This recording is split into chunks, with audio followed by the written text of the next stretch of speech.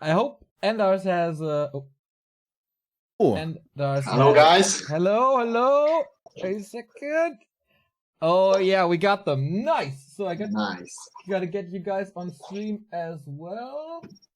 All right, Bidu and Endars here in our little video interview. Guys, how's it going in Sweden? How's it going across the pond? How are you feeling about the match today? Oh, we're super hyped right now. We're really, we've been preparing for this for a long time now, or for a week at least. and yeah, this is great. We are super hyped right now. This is gonna be a great match. Bidu, how's team spirit? Pretty high. I think we just win again. Based on the draft, I think we did really well. So, but Sweden's really good too. So I don't know what's gonna happen, but we're probably just gonna see a deja vu of the last time we played. No. Yeah, I got the same question for both of you, but in a very different tone. So Bidu, what the fuck? Your clan is the big surprise of the season. Did you expect this going into the season? You're pretty much undefeated except against Squelch. Yeah, man, I don't know. I think if we can play field the players we want to play, we can beat any team in this league, as obviously we showed. Last season was like a huge upset because we didn't even make like playoffs, and then we got relegated. And it wasn't for like MTW dying. Otherwise, we would have been in like Division 2, which I was upset about because I think we belonged in Division 1. But then MTW died and we actually got moved up, and then we pretty much like dominated the group other than UMAD. So it showed that we deserved to be there. So and we do, and we're probably gonna win the whole thing now because we're just buzzing. All the boys have quit WoW. They're all back. So America is like just doing great. We're doing really well. So sounds super confident as the Americans always do. And Endars, what the fuck was wrong with the Soviet War elites? Since I know you participating in clan leagues, you pretty much dominated everything. There were seasons where you didn't lose a single clan war, and this time it was really close making it to the playoffs. Yeah, we had a rough start in the beginning. Also, this season we lost a couple of our key players. Dovak didn't play as much anymore, as well as my brother Effect. He quit as well. So we had a couple of people who lost. But the thing with Soviet War Elite is that we always seem to rise to the occasion. This season, Madfrog really stepped up. Lil DC really stepped up. And of course, Thorstein, Starship, and Knopf has also always been around. So, we have, had to make a little bit of adjustments, and it took a while for us to get our groove going. But now I think we really hit our stride now, and we really feel confident in this lineup and the guys we have here today, and also in the future. So this is there's no need to worry. We had a little bit of up and down in the beginning there, but this we have our momentum going right now. All right, we have the lineups. It's Hitman versus Madfrog, FK versus Starshape, Cruncher versus Lil DC, Ark versus Thorzane, and the 2-2s. Bidu, what's your feeling? I mean, you said you're super confident, but is this the seeding that literally when Carson and I both like coach manage this team, when we were saying like who we want to play against who, we literally drafted exactly the way we wanted. I mean, I can show you logs of like Ark, you're gonna play Thorzane. Hitman, you're gonna stomp Madfrog or an elf. And like Sweden, you literally played exactly the way we wanted. Like, this is my hand. You put the ball right in my hand, buddy.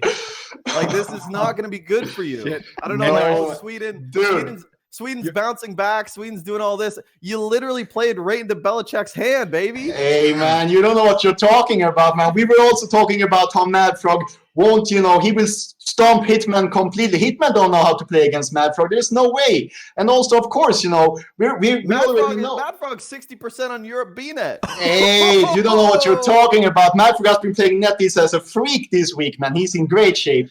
And so, and also at the end of the day, I know you're talking about how we lost the previous Clan Wars, but anybody who knows anything about Warcraft 3 can look at that Clan Wars and say that was just a fluke. There's no way we're going to lose Tower 2 times in a row against you guys because, the 2-on-2, you guys took down Thorson and Starshape, the second best team in the world. We're the first. Yeah, and that's just, That's just not going to happen twice, man. You got lucky that time. And also, I want to say one thing. Last time, I have reason to believe that you knew who we were going to seed because someone on our team, I won't say any names, but he has no hair on his head, accidentally showed our lineup on his stream. And I think you guys saw it, and you see the really funny. You know what's really funny is we did see it, and then I moved shit around thinking you would. And then you didn't, and you lost. And I think that's on you as well, buddy. But I don't know. I think when someone says like that was a fluke, that just shows that they really don't know how to handle losses. You're right. Americans can bang, baby. We can bang. So if you're not up to it, I think it's gonna happen again. But it's really funny. Like Neo, you're talking about like how do we feel going into it? It's literally what we predicted. I mean, I thought they would like meta us a little bit. But they literally just went, Thorzane, LR, okay, duh. And then, all right, here we go. We're going to play now. So, I mean, good luck to you guys. We obviously love you guys. The banter's terrific. I think we need more of this for the scene. Like War3 Info League, this is a great league for like the top teams actually like duking it out. People really care. So, yeah, but this is going to be pretty fun to watch.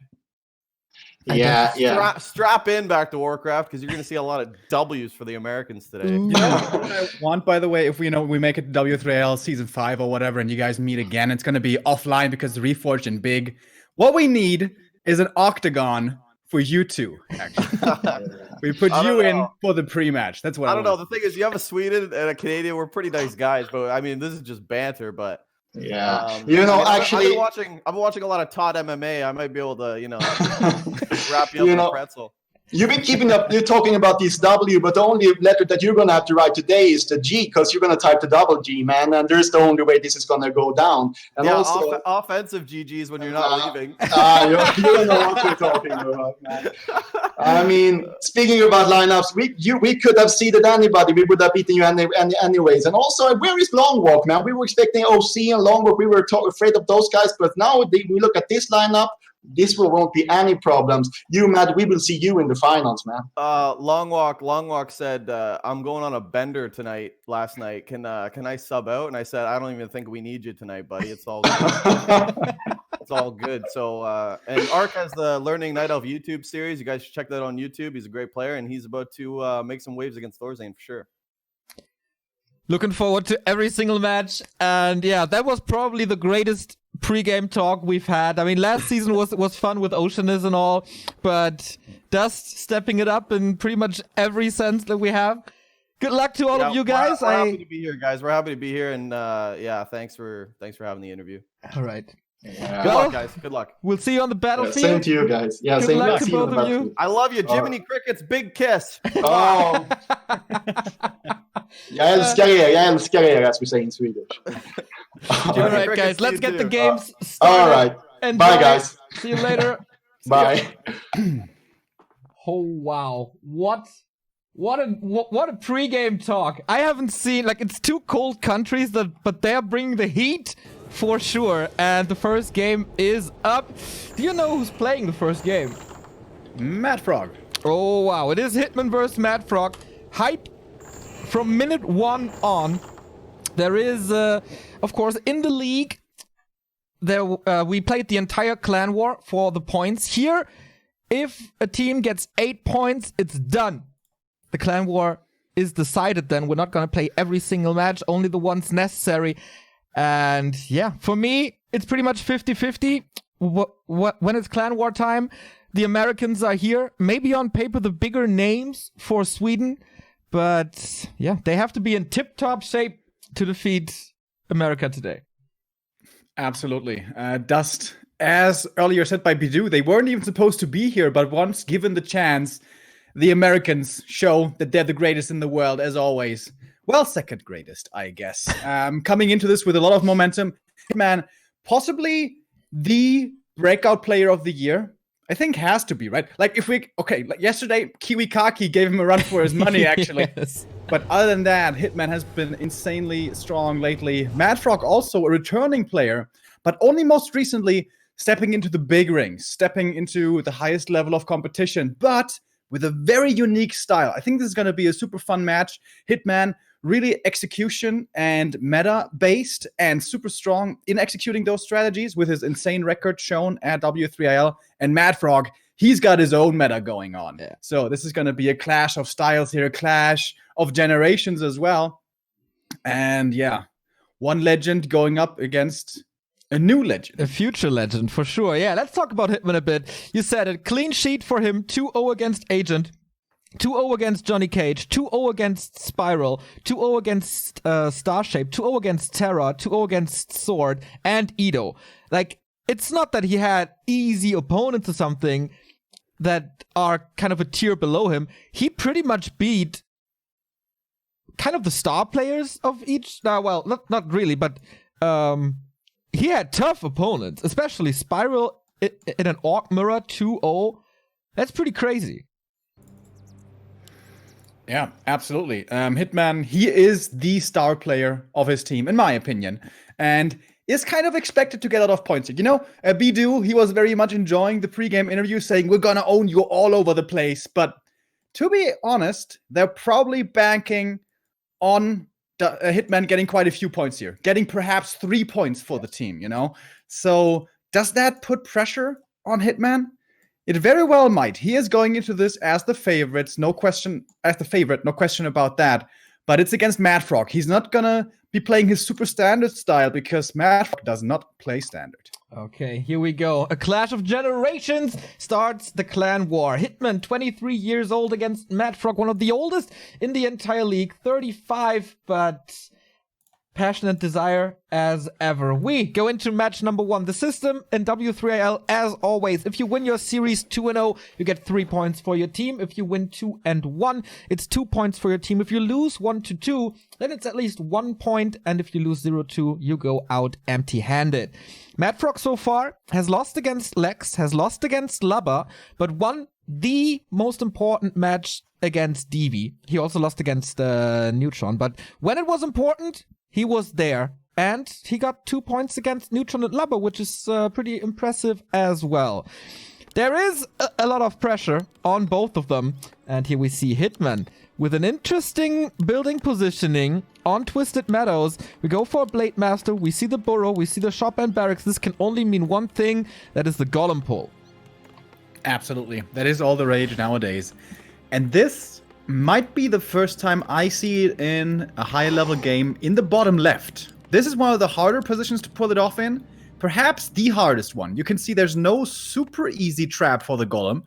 There will be one, but this will have to be well executed if Hitman wants to get it. So far, looking good. Grunt not getting ensnared. Question is this going to be scouted? Acolyte is on the way, but might be a little bit too late, actually. Okay, here we go. This works out pretty much flawlessly so far. On the side of Madfrog, by the way, we have a Dreadlord as a first hero. Not starting with the DK. Good old Madfrog style. There we go. Ruined Braces. He's running over with the Sacrificial Skull. Wait a minute. Is it an expansion? Yeah, fast expansion, right? Did the Acolyte see the Orc base, though? I think he did, right? I don't know. This is the worst spot for an expansion for sure, as it can be easily pressured for the undead. But alright, Madfrog, Dreadlord, old school, fast expansion style. Will this be scouted? Will this be punished? Yeah, speaking of scouting, Hitman's build here is the normal meta build, which is, of course, very strong in pretty much all aspects, but what it lacks is scouting. You don't go for Peon Scout because you're going for the one Burrow tech, trying to get that tech rolling as quickly as possible, and you simply cannot afford to send the Peon away. So far, Hitman is super blind on the map. Yeah. He has no idea what's going on elsewhere, and against fast expansions, it's always crucial to quickly get that scout off. Alright, we have Sleep and Vamp Aura, 20% lifesteal for these ghouls, and Hitman found the Ruined Bracers. Usually, against Coil Nova, that's a great item for the squishy Blade Master, but here, against Sleep and Ghouls, it's absolutely useless. We have a double Necropolis for fast Acolytes, and now Hitman sees this. Like, what is going on? Something's really fishy, and with the Grunt Scout, he knows, but there's Madfrog in Hitman's base, and it's wide open. One burrow gets cancelled. Hitman cannot afford to lose this burrow.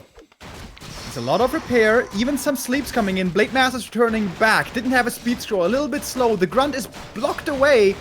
Now going into the back of the base, and the burrow remains alive, at least. There's a lot of resources. Was a lot of resources, but was it enough to prevent the double Rags Wyvern? Because that is the scariest thing for Mad Frog, I guess. He has to tower up against this. So far, yeah, he cancelled the second burrow, but Hitman is still not supply stuck. He can get a second hero out.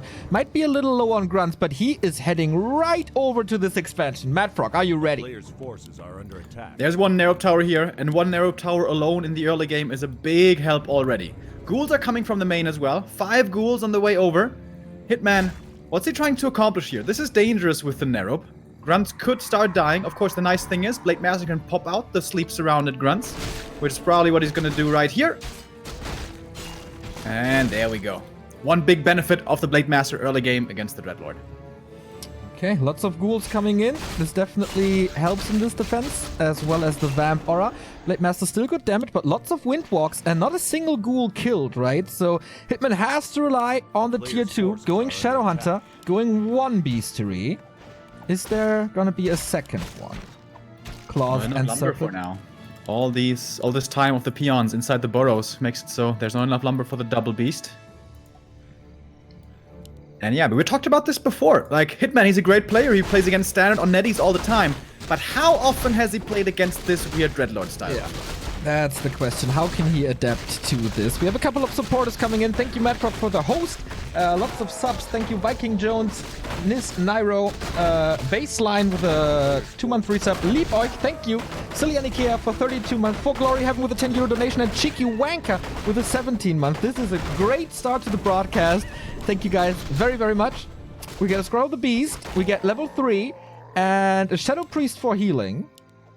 And Cannibalize as well. And the ghouls are all pretty hurt right here. Oh, Madfrog going further out. Oh, this could be a nice little pick-off creep fest here. Or pick-off fest, I should say, for the Blade. Gets 1 kill. Gets 2 kills. Easily doable. Those claws are looking really nice right now. Level 2 sleep, I believe it is. Yes, so the Dreadlord can spam that quite a lot. Should be able to keep the Blade Master at arm's length. Goes for the boots as well. Oh, the surround from the grunts, though! Has to go for the telly staff, but the Shadow Hunter is here. Oh my god. Sleep, staff. Oh, so close. He can't reach with the blade. The creeps and the grunts blocked it, so the additional damage, he wasn't able to bring it in. And Madfrog with a rather cheap escape. No TP lost for this. We get the double crypt. This must be a Fiend transition, or is he going Gargs against Orc? That, like, it's Madfrog. He loves the Gargs, but... Oh, by the way, we get Radar Walker. No Wyvern. I like that. Windriders can be a KO move against ghouls, but if there's anti-air, Windriders suddenly are not that good, whereas Walkers are always amazing against ghouls. And Spirit Link, especially when there's no Dispel, is super strong, and of course, with there being a fast expansion for Madfrog, his tech is late, so Destroyers will be late. Alrighty. Is this gonna be Gargs? I think it is, right? You don't need triple crypt. Oh, it's triple crypt now. Yeah. Or is it... Wait. Is he rushing tier 3 for the frenzy push or something weird? He has the lumber. No DK yet. There's no guard yet. And then it would be a wrong call, of course, to not go for Wyvern, because there's no anti-air in this. Double crypt up. Still looking at the production. Oh, the Dreadlord coming towards the little Creepjack right there. The Shadowhunter could be in big trouble. First sleep onto the Raider. Shadow lucky with this, basically. Oh, aiming for that surround. Gets it. Very important to get the first Raider. This means no end snare. And another sleep, as you said. He spams this. Blade Master comes in only now, but the ghouls are all super healthy. Yeah, the Shadow Priest is taken out now. Oh my, Scroll of the Beast as well. What's he going for? Spirit Link coming in. Super important to have a little bit more beef, but there's no mana. The Blade is stuck. Level up. Can he save him? Oh my god. Oh, Windwalk last second. This was so close. Hitman could lose the game right here. Madfrog pressuring forward. Losing a couple of ghouls, but getting triple Rax reinforcements. This could have been worse. Way worse for Hitman. Yeah, this was totally fine. He's killing more and more ghouls. The Blade Master's level 4 now. Blade Master is an absolute machine. Look at this inventory. And there's no curse to control him. No Coil Nova to threaten him. Only sleep This level up. force him into the realm of dreams a little bit. It's Slaughterhouse transition now, tier 3 as well, but we don't have Frenzy Ghouls yet. Is this enough to break the Expo? We have 2 towers up, 1... Oh, there's no repair. Only now, but it will be too late with the Ensnare flying at level 3 for the Shadow. Hitman getting the big upgrades. Level 2 crit, level 2 heal wave. Madfrog only 46 supply. He's not overwhelming with mass yet. Is the solo Dreadlord enough? I know, man. These ghouls without Frenzy are not looking that good. 3 of them dying right away. This Spurling makes his whole army super, super strong. Whereas Madfrog's return damage is pretty minimal. Even a Kodo coming in now, buffing everything else up. Perhaps even able to devour a ghoul. Falling back to the towers is Madfrog. I think that's what he has to do. He has to try to buy time for the Frenzy. Tier 3 is about to be done. No shop here. And he used the mana potion already, aiming for that Dreadlord. There's no staff anymore. There's also no TP because he sold it earlier. This is the end for the Dreadlord with a 213 critical strike, bats flying all over the screen. And now he's all by himself, all with his ghouls, and that's bye-bye to the expansion most likely. Good damage here from the Raider and the Grunts. Even saving the Walker here last second. Well done. These hero levels are completely insane now for Hitman. Nice level 4 pickup. Blade with his ridiculous inventory. Level 3 Shadow. The shop is done. More mana coming. And yeah, this Expo is absolutely toast. Oh, and also Madfrog supply stuck now at 40. He has no backup ziggurats in his base. So he has quite some gold, but can't really spend it. Hitman 47 supply, the big hero levels. He's trying to accomplish something. Frenzy is ready in 3 seconds. And now these ghouls are super strong and super fast. But is it too late? Still no answer to the Walkers. And I was expecting a quick Destroyer form and Destroyers coming in, because that's the one thing that with tier 2 only Hitman really can't deal well with, is Destroyers. Still not taking to tier 3. Hitman is staying on Stronghold and now going towards the main, looking what he can get done there. He knows the Dreadlord is still dead. Taking out 1 crypt won't be the end of the world here for Madfrog, but some more ghouls will be falling. The Blade Master's looking for more kills. Okay, the Frenzy Ghouls. What can they accomplish on their own? Dreadlord still only at 60%. Takes forever to get the level 3 hero back, and ghouls are falling. Of course, the Orc is losing some HP with Spirit Link. That's all fine.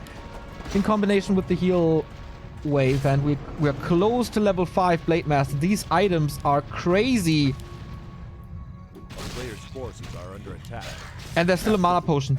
And we have a Sobi Mask as well, and a Clarity. That's level 5. Hello. No disable. This is looking grim for the Soviet War Elites. Blade Master max damage is 80, which means 320 crits are possible. And the Dreadlord won't come back. He killed the Alta. And now towers coming in. GG by Madfrog. Hitman is still undefeated in W3IL. It looked very, very dark for him in one moment in this game. But the push against the expansion was really, really good. And then the situation at the shop was already a little dicey. Yeah. And then the push to the expansion. So good. The biggest problem with that strategy is always ghouls are just awful before Frenzy, and with the fast expansion, it takes very long to, get the tech transition going. Oftentimes, you will try to counterattack or run by into the main. Maybe that was even the plan there for Madfrog, to go into the base, to distract, to delay. Yeah. But he was kind of unfortunately intercepted. Yes, he killed 1 Raider. Yes, he killed 1 Grunt. But he doesn't kill the Blade Master. And after that, just everything else is dying. And Frenzy isn't ready yet. Yeah, the save at the level 4 on the Blade Master. So crazy. That could have tipped the scales in Madfrog's direction. If the Blade Master falls there, you'll probably not get level 4. You will probably not reach level 5. It still wouldn't have been easy. Could have been perhaps a Blade Master buyback. This strategy is really unreliable. We see it only very rarely and normally not successful, even when 1-0 plays it. And yes, 1-0 has tried this Dreadlord fast expansion style himself, but the issue is just you do need tier 3 at the end of the day, and tier 3 is miles and miles away. But okay, this was map 1 only. First point for Hitman, first point for DuSt. Map 2 now, Mad Frog's choice. We're gonna figure out what's gonna be his game plan on the second map. Is it gonna be Dreadlord again? Does he think he can play it better? Or is he gonna stray away from that and go towards something different? Depends on the map, maybe. But maybe he also thinks that in a straight-up game with meta, he doesn't really have a chance, since Hitman was playing 1-0 at WGL, and 1-0 was struggling hard. I mean, the result for Hitman in the group doesn't look too impressive, but the Chinese were talking very, very fondly of Hitman.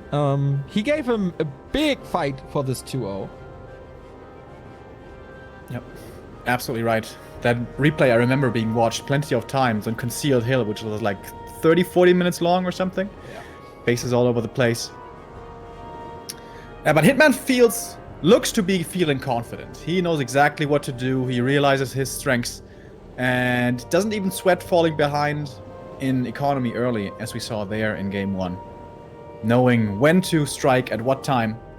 I like the transition there as well that he made. He didn't go blindly for the tier 3 play without walkers. Against that ghoul strat, walkers are just so strong. Yeah. And didn't go Wind Riders, which is always a risky play to go for. If there's suddenly 3 Fiends with web or Gargs, they can be useless. That was the arrival, right? It was the surround on the Blade Master, and then the Walker came in with the Spirit Link, and that changed so much. Yeah, that Walker actually made the Blade Master survive. Still don't know if it would have been the end of the world if the Blade Master died. The Dreadlord was already out of mana at that point. Blade Master could have been bought back and then could have given chase, but of course that way it was better. So, game 2 coming up next. Where are we going? Echo Isles. Echo Isles. That is extremely unusual to be picked by Undead. But this is not a usual Undead. This is Mad Frog. And this map screams for early expansion. Yeah. Thank you very much.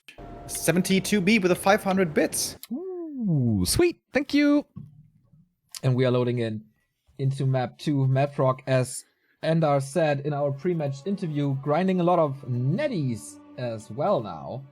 Putting a lot of effort into his streaming whenever he can get some time off. He is there on twitch.tv/MadQFrog. Give this man a follow. He deserves it. But can he prevent the 0-3? That's the question. With Mad Frog, the legend, the ESWC winner in the upper left. And we have Hitman in the upper right. 1-0 popularized quite the innovative build here, which is Ghoul, DK expansion, unsummoning the altar, fast expo, and then a Fiend transition, and then with a fast push towards the Orc to finish the game with a crisp timing. I would prefer to see something like that. It's really not Mad Frog's style, I realize that. He's more a Ghouls and Dreadlord kind of player, but it's much more reliable. And in game 1, Hitman seems to have shown already that he knows how to play against the Dreadlord Ghouls.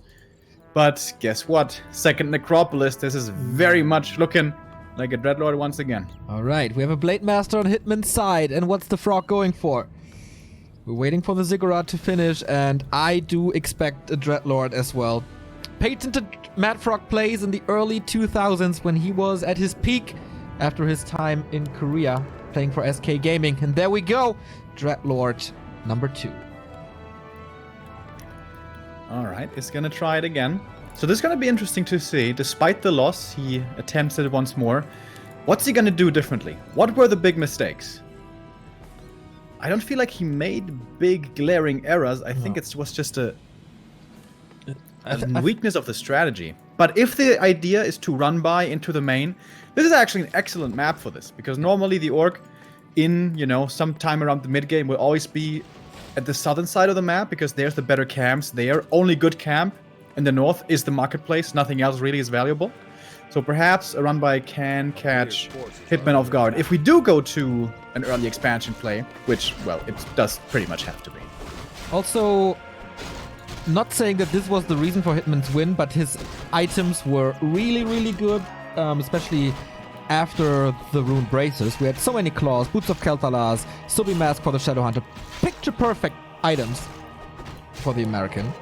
This time, doesn't start off that well with the Ring of Protection, but he's gonna get some claws for sure. Double burrow up, tech on the way. Mad Frog with more ghouls and a safety Nerubian Tower. Instant expansion right away again. And the ghouls were pulled a little bit late, and this might matter. Creep speed here is important. The Dreadlord really wants to get all the last hits here, and obviously doesn't have a coil or something like that to secure those last hits. Hitman once again patiently taking his time, is going to the Ogre Magi camp. And I guess this is wise, right? Like with one Grunt and one Blade Master, you can't do much against the Dreadlord and ghouls anyways. So he's trying to get as much of the map as he can. Gonna get level 2 here early, and perhaps another nice item. But what Twisted Meadow is excellent for is super fast creeping for Blade Master and Grunts with gnolls in the middle. Not so easy here on this map. Got a big heal potion for the Blade Master. It will be interesting who's gonna get the Merchant, because like both armies are pretty much designed to get the Merchant early. Hitman just going for more early items. Gloves of Haste number 2. He bought that one, right? The first one? Yes. At the marketplace. So pretty fast attack speed so far, but not the heaviest hitter. Tower number 2. And the Haunted Goldmine coming up. And the cool thing about this double Necro play is you can delay the Acolytes for quite a while, putting money into ghouls instead. Yeah. And then when the expansion is close to done, you can make 2 ghouls, 2 Acolytes from these 2 Necros twice, and boom, there comes your saturation. And there we go, 2 more Acolytes coming, mining about to be established. Now Hitman doesn't know about this yet, but It feels like he does know. he probably has a very good guess. Yeah. So 2 Grunts. That is the answer. Who's gonna get the Merchant? Or is it? Because Madrock is coming from the left-hand side. Only level 1 on the sleep so far. Can he prevent this? No, of course, there's no coils to steal anything. But can he trap and surround a Grunt? It's 3 chances. Blade Master got pretty much nothing here from the shop. There's the first sleep. Not resulting in a surround. The Blade Master was right next to it to pop him out in case that happens. Yeah, now more ghouls are coming. With only 4 ghouls, you can't really fight too well, but now more ghouls are on the way from the main. Here comes the pop-out from the Blade Master. Hitman so far making 0 mistakes. Yeah. A couple of ghouls were saved by Madrock, but not all of them. Can he use another Windwalk to pop him out? I kind of doubt it. He has to fight through this. Course hard against the Vampiric Aura. Sleep on the Blade. Grunts come in to prevent this. Is it still the kill? A Grunt kill early would be great. Oh, nice. Oh, but he gets another surround at the trees. Or is he? No, he's not. Hitman salvaging this perfectly almost. There's one more sleep, though.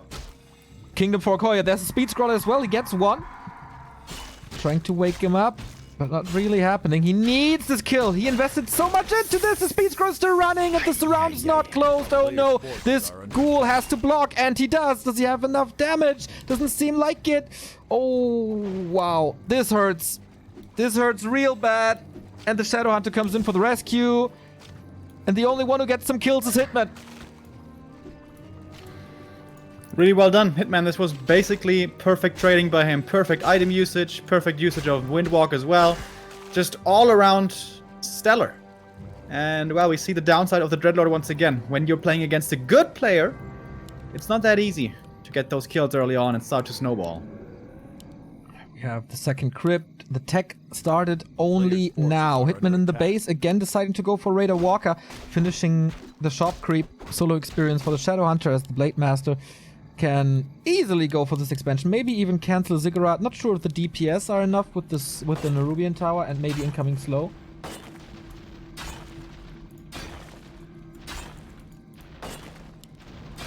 He's actually going to be able to get one. That's kind of nice. Dreadlord is coming from the main with quite a few ghouls this time. But this is so much gold invested into ghouls. This expansion didn't make him rich yet, because so many ghouls had to be remade. It's gonna be close with this. Okay, there we go. No dust on Madproc's side. Also, again, no TP. And Hitman is taking it rather slow, creeping up the Shadow Hunter once again. Got a Wand of Illusion, which he kind of doesn't need. I mean, I guess it soaks up damage during creeping. Ooh, Madrock, the ghouls are already hurt, and he's going to the poison camp. It's 4 crypts coming, by the way. What? I'm not sure if this is intentional or if he forgot about one. Quad crypt. That's a huge investment. Maybe it opens up the timing. Blade Master's getting a few more last hits, by the way, making level 3 harder for the Dreadlord, who's still pretty far away. Oh, surrounding the Blade, though, but of course he has a Windwalk. Oh, that would be a greedy play going for this ghoul. A player's forces are under attack. He was definitely thinking about it. But not brave enough. Okay. 4 crypts, dude. Yeah. Expo established. Production looks like StarCraft. And tier 2 is done. But Frenzy is still far away. Garks! It's quad crypt Garks! Wait, the Blade Reveal. Master. Sleep. He's still in Windwalk though. Does he have another sleep after this? No. A player's forces are under attack. Oh, no towers upgrade at the expansion. Now Mad Frog realizes, uh-oh. And with that, there's basically no damage here down in the south. So the ghouls once again have to come south and save the day. Gargs are in production. 8 soon to be ready, but not ready yet. And everything's quite healthy with the Spirit Link. This is not enough ghouls. It's only 5. More are coming, but maybe a little late. Buying time for the tower, though. Kodo comes in for additional damage. Nerubian Tower is crucial in this defense. Going for the Raider once again first. 2 Gargs are in the fight, but... Oh, 4 Gargs, actually, of course. They try to do damage against the Walker, but they are ensnared already, and they don't do the most damage. Trying to take out some of these walkers. Dakota would be the big one. Yeah. Towers for the slow are going to be pretty helpful here. The 2 Gargs are lost already, and the walker gets nicely saved. Hitman's spell usage here is just second to none. Yeah. And he gets the 3rd Garg. The Kodo is pretty big. Level 4 again. Level 2 critical strike. Unlocked, and the speed scroll again. I love that he constantly goes for shops. Is it still enough somehow to get that kill? It's 1,000 damage invested, and Hitman saves the Kodo with 2 HP. Okay, now the speed scroll is over and the Gargs. But the Gargs are out of the fight for the most time, and what's left? It's like Grunts and Raiders. Against Raiders, they don't do anything. This fallback shot once again is so great by Hitman. Yeah. If the Shadow runs out of mana, suddenly everything can turn around, and perhaps he starts losing everything. Tiny level 3. Yeah, with there being clarities and stuff, that's not gonna happen. Blade Master. Oh, heal potion. Of course, great find. And now both towers are gone. And Mad Frog is again supply stuck, losing the Ziggurats at the expansion in the second for the second time in the series. And now all the gold in the world doesn't help him. Hitman is at least against this style certainly cheese-proof. Knows exactly what he needs to play against it. Excellent early game. Great execution beyond that as well. Yeah. And... well, now it's starting to drop pretty low on some of his units, but here again, the shop coming in big. Yeah. This Voodoo Lounge. Ethereal Fight form, 2 games in a row. Pretty great as well. And he just snacks 1 Garg after the next. No ghouls anymore, it's just piercing damage, which doesn't do too much against this Orc army. Next Kodo coming in for the reinforcements. Hitman never greedy, never breaking upkeep, never losing any gold. Unsummons the gold minus Mad Frog. And that's GG. Hitman is still undefeated, not dropping a single map in the entire Season 2 of W3IL. That was fast. That was a pretty quick 2-0. Yeah. Good effort by Mad Frog, you know, with his own style. But yeah, we questioned at the beginning of this match, does Hitman know how to play against it? Answer is yes. He absolutely does. Never panicking. Always the right ideas, not going all in with Wyvern, which can be counted with the triple crypt Gargs or something. That was rock solid as he is throughout the entire season. One of the carries for DuSt is performing well, and that's 3-0 for the Americans. Next game is either FK vs Starshaped or Lily C vs Cruncher. The admins aren't too sure about that. We go for a little break, and then we're back with match number 2. Can DuSt continue the rampage and make this a short clan war, or will the Soviet war elites fight back? We will see in just a couple of minutes. With the W3IL semifinal number 1, it's 3-0 for DuSt. The surprise of the season just continues to impress. We have another clan war at the same time. That is Oceanus versus UMAD, the champion of season 1 against the winner of the group stage. And currently it's 1-1, where Sheik is playing against Neutron for the lead right now. So our match is going to be Starshape versus FK. I think. Yeah, there's still a bit of debate going on if perhaps WC could play first, but our second game here should be indeed Starshape versus FK. Starshape isn't here yet. Perhaps on the toilet right now. We never know. As always. FK, not the best solo track record so far in Season 2. He won against Chunsam Kim, but lost against Little DC in the group stage. Lost against Lubber as well. So a 1-2 and 2-2. He's great. He's undefeated alongside Hitman. One of the best 2-2 teams we've had in the entire season. Starshaped, pretty much 50-50. When there's big names, he oftentimes loses to Sheik, for example. But if it's like a 50-50 match, he oftentimes got the win. And he got important 2-0s against Demon, against Pinke, and against Enter and Agent. So let's not underestimate Starshape. He lost to Please and to Sheik, as I said. But pretty good performance, especially like compared to last season, where he was kind of the reliability for Sweden, I want to say. But Oscar stepping his game up. Yeah, and he needs to here as well in this clan war, it seems to me. He needs to get at the very least 1 map. If he gets 0, which of course I don't want to wish for the Swede, but if he does, it's going to be 6 points already for DuSt. Yeah. Meaning they would only need 2 more, and Cruncher is still in. Yeah. Ark, who, well, we'll know how he does. I have no idea actually about him. And in 2v2, you know, a win can always be there. So Starship needs to score here, at least 1 point. With Mad Frog 0-2, there's a bit of pressure on the Soviet war elites already. Absolutely. But going into this clan war, I thought, okay, the one-on-ones seem, for me, a little one-sided each. Hitman was the favorite. For me here, Starshape is the favorite. Then Cruncher and Thorzane. So it could be a 2-2 or whatever we get in the one-on-ones. And the 2-2 decides between 2 of the greatest teams we have in the entire league. I really hope we're going to see that as the decider. To have, of course, a lengthy evening here at Back to Warcraft.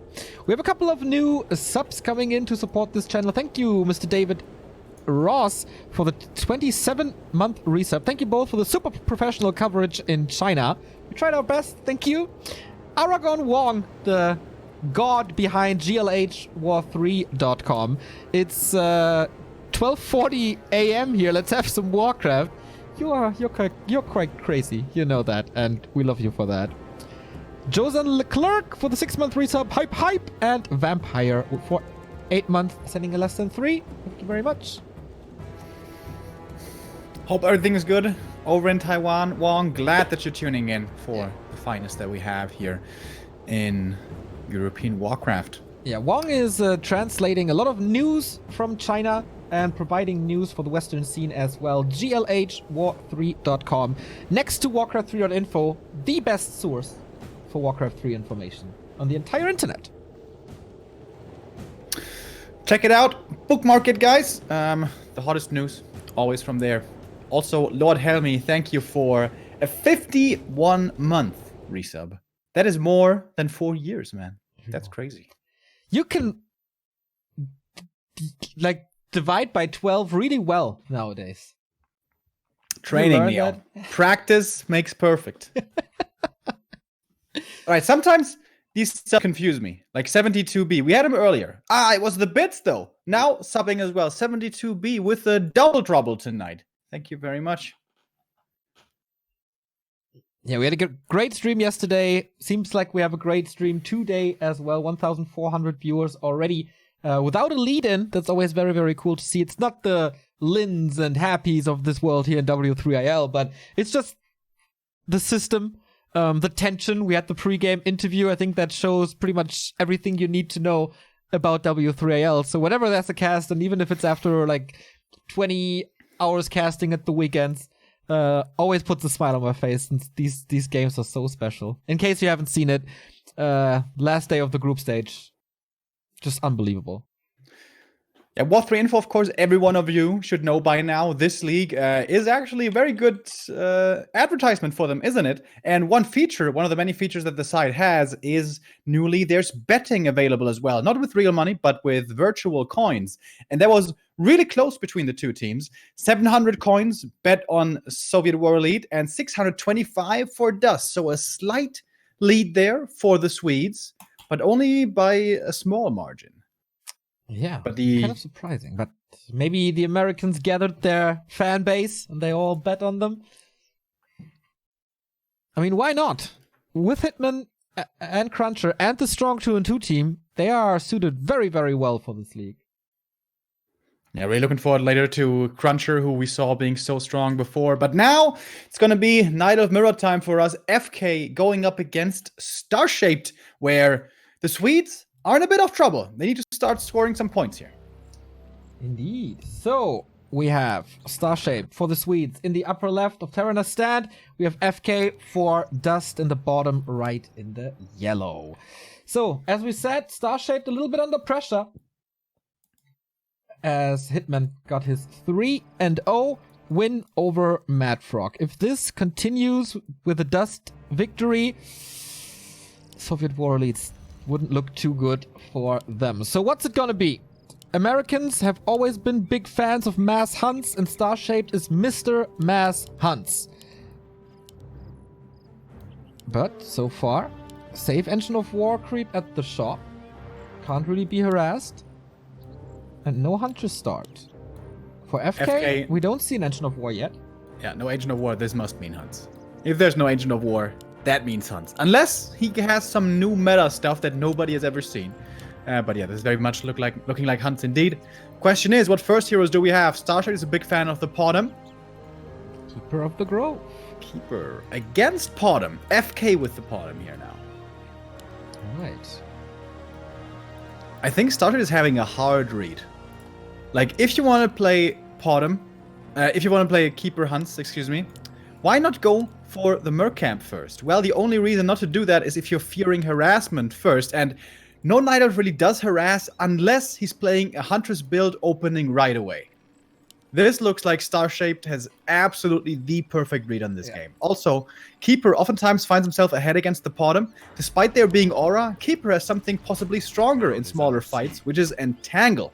In these small skirmishes, it could be much, much easier for Starshaped to find the kills with the Mass Hunts versus Mass Hunts with the help of Entangle. So, it's going to be very important for FK to always remember to bring over Wisps to have for the detonate. Yeah, this is the most important thing for Starshaped, I guess. Keeping the hunt numbers low and creep the Keeper a little. Support him. What can she do? She's not going for a little gamble for the Searing Arrows first. It's True Shot Aura. We've seen Starshaped yesterday in the Rising Star Cup, making it to the Final Four, only defeated by Hawk. Winning a Night of Mirror on our stream with a Podem, so he absolutely knows how to play the Mass Hunts Podem, and that means he also knows how to play against it. Hunter's Hold for him now without a tech, so in the end it is a Hunter's Transition. Yeah, that had to be expected. It is Starshaped after all that we're seeing here. Oh, playing around the last hits. If the Keeper gets them both, that's level 2, but the Podem steals one. Sweet. Well done by FK. Can he get the second one as well? Starship is trying his best. He was repairing the Engine of War for a long time, resulting in very low lumber now. That acid hurts. That acid is really annoying. At least he's gonna get the other one, so now only 1 kill away from level 2. And of course, with Entangle, a lot of things change. Bao needs to be careful not to lose too many HP, otherwise she's gonna give free creep rain over to this Keeper. FK not forgetting about the next Moonwell, which is sometimes happening. Shout out to Hunter, who did this a couple of times.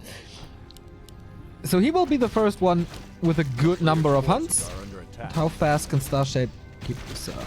Dust of Appearance for him, finally level 2. There's also a Claws of Attack on the ground, and Tangle prevents it. Kind of a surround, blocks it now with the Treant. Oh, she's stuck, but... Sentry. Oh, he moved the Treant. That was a little sloppy by Starshaped. And the item... able to force the TP. Item goes to FK as well. Or is it? There's no second Entangle. Damage is not enough. FK with a great escape. That was unfortunate. Starshaped there could have easily been able to force the TP or the kill, one of the two. I wonder, what would FK have done? Would he have TP'd or would he have let the bottom die? I think you have the time, right, to revive the bottom from the altar. Player's forces are TP. under attack. But Mass Hans is so all in that you don't really need the TP. Like, I know. If you have to TP out, you most likely lose the game anyway. The town is under siege. FK creeping up the Merc camp now, which is gonna also be providing him with the Shadow Priest, which is really helpful against the Keeper. Invo Potion now he can break out of Entangles. But yeah, you're right. Shadow Priest is the spell, also a second weapon against this disable. Mental of Intelligence, okay. Still one Watcher Ward. This Watcher Ward kind of wasted in the north now, of course, except if there's some weird AP push towards the Expo, which could be the case, actually. No tech on the way. Both at tier 1 Mass Hunts. I think the two are just powering up here. This is an arms race now. Once you go into Mass Hunts, you can't really stop making Mass Hunts. If you try to expand, that's probably gonna kill you. So perhaps rather make units instead. Creeping further is the Keeper. Owl Scout, seen only yesterday by Starshaped himself, now shown by FK as well. Hold up. Wisp is here. Is Starshaped actually gonna try to expand? This would be so risky. Yeah, against Mass, expanding is always so hard. Owl is scouting again. So far, he's waiting for the resources, but a 37 or 40 supply expansion, I don't know. Wow. Wow, he's actually doing it. Feeling safe, apparently. Next Moonwell for FK is coming. Sentinel upgrade as well as the attack upgrade. So what do we have? 0-0 against 0-0. 2 archers still for Starshaped. Good damage, of course. Additional units with the Treant's been summoned. That means low mana, but the Clarity is running, and he can't prevent this at the moment. Ooh, Entangle on this hunt. There's a guaranteed kill. Not going for the Shadow Priest. He wants to keep that Shadow Priest alive until he at least has one more Dispel, and that's going to be successful. The Entangle is the big advantage here for Starshaped. The Aura is the big advantage for FK. What's going to be better is the question. Starshaped is going to take any free kills he can get, but more importantly, it's about the expansion in the back, and he kills the Shadow Priest, and now the Entangle is available again. And FK, I talked about this earlier, doesn't have any Wisps nearby. That's always a problem, but Starshaped actually may not have enough units here anymore. Then again, it's level 2 Entangle, and that's enough for the kill. Oh, Keeper blocked. Trying to get this around. There's a TP, of course. So this Keeper will not fall on level 3.5. Nice little dance. Nice little messy side steps. So the heroes should be safe. Yeah, FK can't get it close. And that's all time for the Expo. Oh, surround on the Huntress. Not that easy. Lots of sidestepping going on. But how much time is Starshaped buying here in the south? Yeah. Expansion almost finished now. Bottom is a beast, by the way, with plus 21. Searing Arrow might not be the worst. Oh, sweet. Steals the Shadow Priest. Yeah, that's very important move. Smart now play he's there at by 46. Starshaped. Glaive Thrower is coming for FK. Bringing in the damage with the first attack upgrade and the True Shot Aura. They're sick damage dealers. Starshaped first attack upgrade coming in as well, but supply lead is not quite yet established. Expansion, not quite mining yet. Defensive AP coming up at the Expo.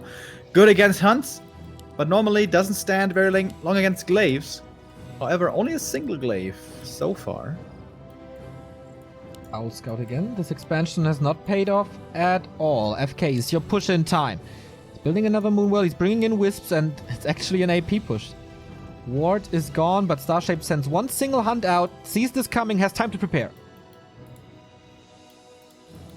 Scroll's very important here, obviously. Is StarShape gonna force the engagement on the bridge? He has Or is he one. gonna fall back? He wants to be in range of his AP, ideally. AP is gonna be doing a lot of damage to these hunts. Yeah. Oh, the There's glaive attack from across the river. Ooh, can oh yeah, attack with the owl he has Entangled. vision. He should have vision. Not going for it. 48 versus 50. But attack upgrade and aura for FK. This is pretty much 50-50. Wisps for StarShaped available. Also for FK. Double scroll for both. Here goes the first wisp. If he makes these into buildings, that means no more dispel against the entangle.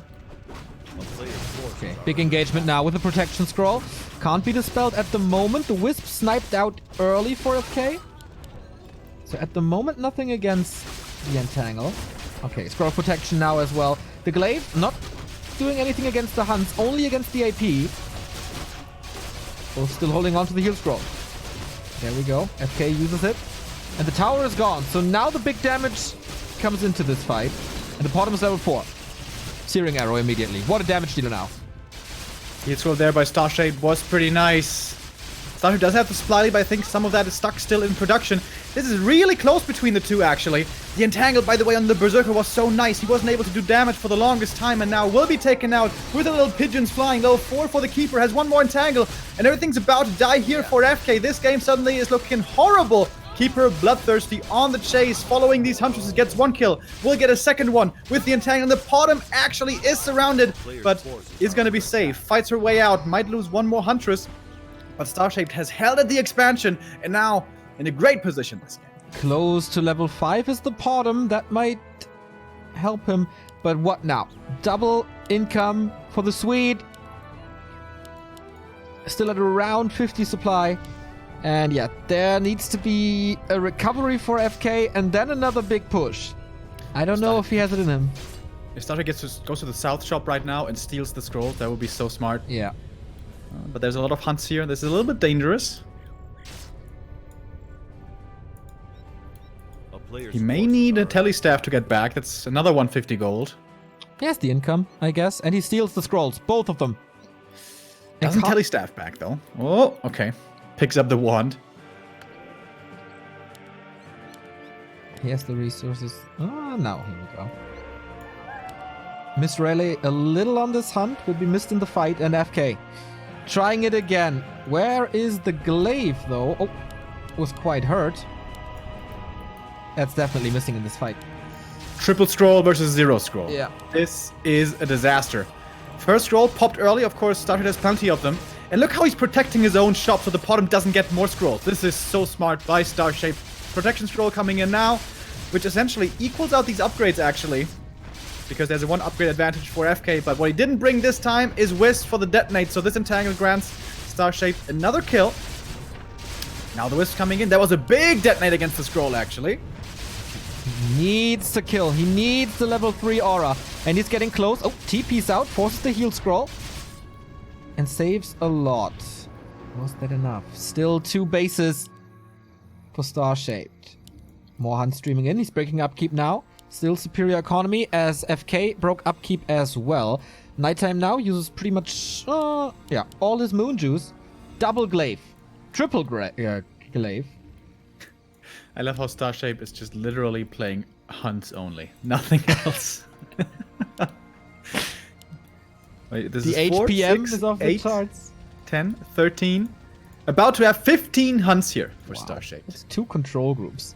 A player's forces Thank are you, under attack. Scription, for the 3-month sub. Hype for Thorzane versus Ark. My Orcaline for 27-month. Whoop-de-whoop. And Manchan for 27-month as well. We love you guys. Thank you. StarShaped now feeling pretty bold, moving across the map. It's not a big supply lead yet at all for StarShaped, actually. And Most of it's- that is probably stuck in Wisps. Level 3 aura. This level 3 is pawn so aura. much damage. It's plus 19 on the glaives. Wisps are in, but everything is hurt already. Scroll protection, that's a lot of armor. 6 on all of them. Treant soak up some damage, but the hunts are falling in the front. There's no heal scroll for FK. There is one for StarShaped. He's using it now. Everything is green again. These glaives have to carry. And it is decent damage. But it's not the old glaives. They're not totally annihilating these huntresses instantly. There's also no Warple Blades. Oh, Keeper in trouble. TPing out to be safe. 2 more pickoffs are available for the Swede. Nice micro back by FK though. Saving a lot of these huntresses actually. Can he now steal the heal scroll? I think Starshape is just rushing to that shop to get the scroll. Yeah, and he needs it. Moonjuice is looking decent, kind of, for Starshape. He can heal up there as well with the hunts. Now we got it. Now we got the owl. Now we got the glaive thrower damage on the entangled gold mine. And this is gonna level the playing field here a little bit. I think Starshape has to look for the reach around. This is a ton of glaive throwers. The front line of huntresses isn't gonna be that big anymore. Yeah. If Starshape runs past the front line, these glaives could find themselves super exposed. Ooh, will FK react in time? He's jumping on the glaives, and that could be the necessary damage to take all of them out. By the way, close to level 6 for the Starfall can of course be disabled quite easily. First glaive is down, second one about to fall in the north. It's level 5 for the Keeper of the Grove. Starshape is not losing too much at all. Still at 51 supply, going entangle on the bottom now. But yeah, the damage. He just gets rid of the damage. 6! So About close. to be! About to be! There we go. Does he have the mana for the Starfall? Is he willing to use it already? But Entangle should be off cooldown by now to prevent the Starfall. Started losing a lot of units though. They're both losing a lot of units to be fair. Bare knuckle box fight. But another kill with this surround. Wow. Insane game. Insane Night Elf Mirror. 40 supply for FK. 37 for Starshaped. He lost so much at the end of the fight. But he does have double income. And at the moment doesn't have to worry about glaives. Also, there's no wisps anymore, so Entangle could be really good. And it's Treant's level 3 actually. Has to wait for the Entangle. There we go. And this bottom is doing so much damage. These hunts of Starshape don't stand a chance at all. And now the bottom is at the shop. Ah, the scroll is off. It's on cooldown. Entangle is turning out to be pretty good though. Yep. The Berserker is certainly gonna die now to that damage. Still super close though. Players' forces are under attack. If Starship gets to 6, he's gonna win every fight probably. Yeah, there's no disable against Tranquility. It's so much healing. 36 versus 37 supply. Still super close. But what to do now? How to break the tree? Oh, and the invo is about to be over. That makes things very dangerous for the bottom. No TP. One Entangle could finish the game right now. No TP, no invo. Bottom stands still. Keeper, can he get in range? Oh, so Oh, close! the range! He's blocking! So close! And there's the Entangle! This must be game! He gets the bottom kill! Boom! Level 6 for the Keeper as well! He's super hurt, but there's the Tranquility, ultimate of the Keeper of the Grove! And that might just be the GG. Nicely healing up here on his Keeper fully. The Hunters were also well healed. Has to be a buyback from FK. Yeah. Does he even have the lumber for this though? It doesn't look like he does. Level 6 hero. That's like 800 gold or something, plus a lot of lumber. FK losing more, down to 32. This should be Starshape's game now. He has the great ultimate. He has the supply lead. He has the double income.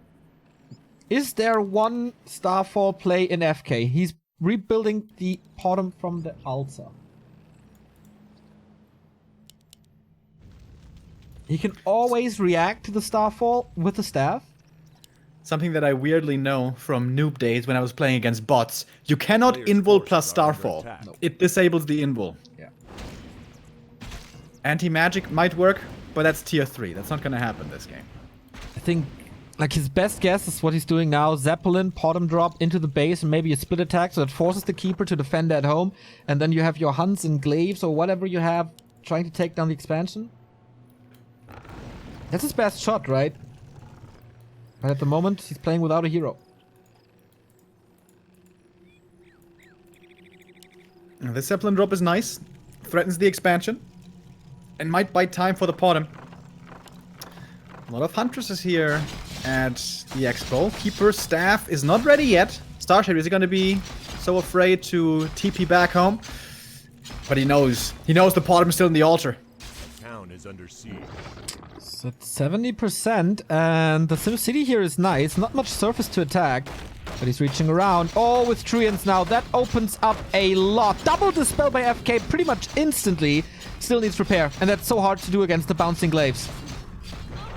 The expansion for Starshaped is falling. What's gonna fall first over here? This is getting really close, but the bottom won't be coming out. Can the keeper still TP out? GG, well played is called before FK taps out of game 1. And Starshaped takes the first point. Oh, sweet. Sweet is back! 1-3 now. And if it's a 2-0, that's such a big recovery right here. That was a game on a knife set. If there's one heal scroll going the other way, maybe the move of the game was Starshaped stealing the heal scroll and the protection at the south. Imagine that going to FK. Then the fight is better for FK and he has a way better shot of breaking the expansion way earlier. Yeah, that would have changed a ton. Absolutely. But it was a fun Night Mirror. You know, not the most diverse in Army Comp, but super close pretty much all the way through until the bottom died. Wisp usage there perhaps could have been a little bit better, but we're not going to be too critical here of these two. They played a good game on map 1. Map 2 coming up next. What are we going to see? Twisted Meadows, a classic mass hunts kind of map. AZ also has been seeing a lot of Huntresses lately. The other ones are more classically Demon Hunter focused, but that is, you know, considering the highest level of play on netties that we see a lot of the time. And the meta here is a little bit different over in Europe and in America. Yeah.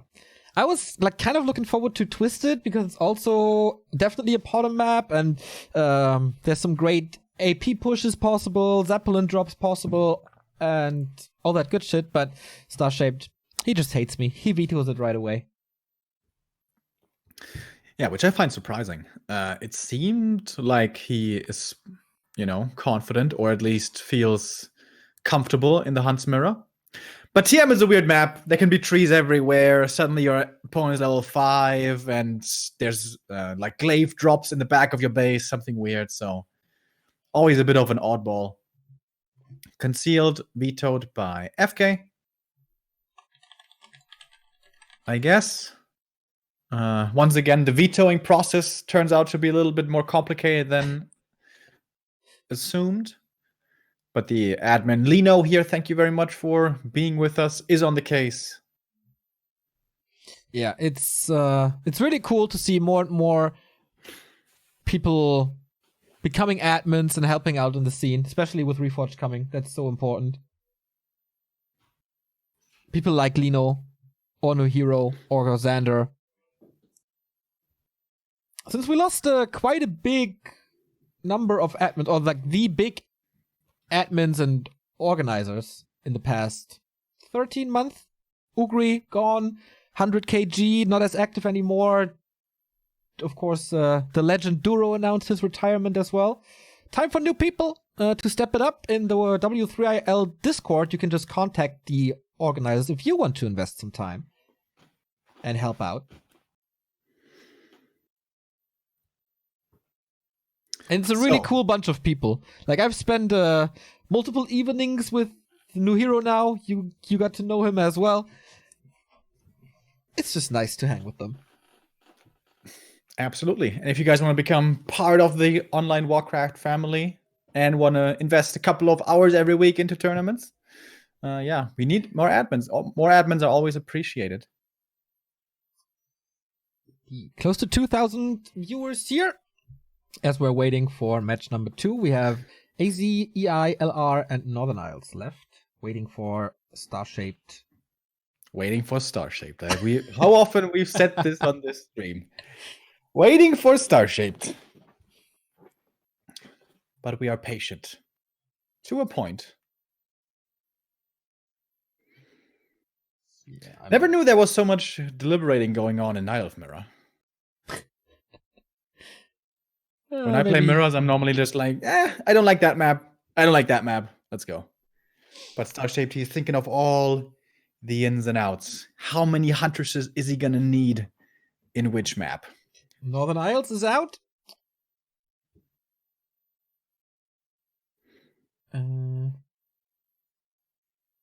Okay, so 3 maps left.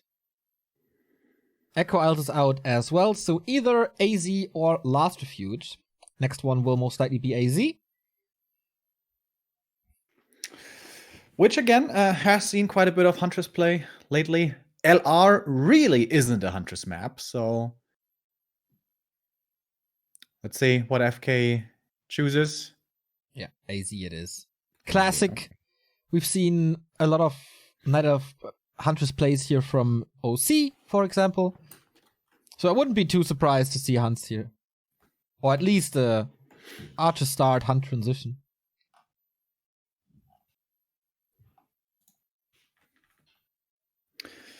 Looking forward to the mind game here. What are they expecting from the opponent? How are they going to try to counter, especially with the first heroes? Always a bit of a dice roll early on.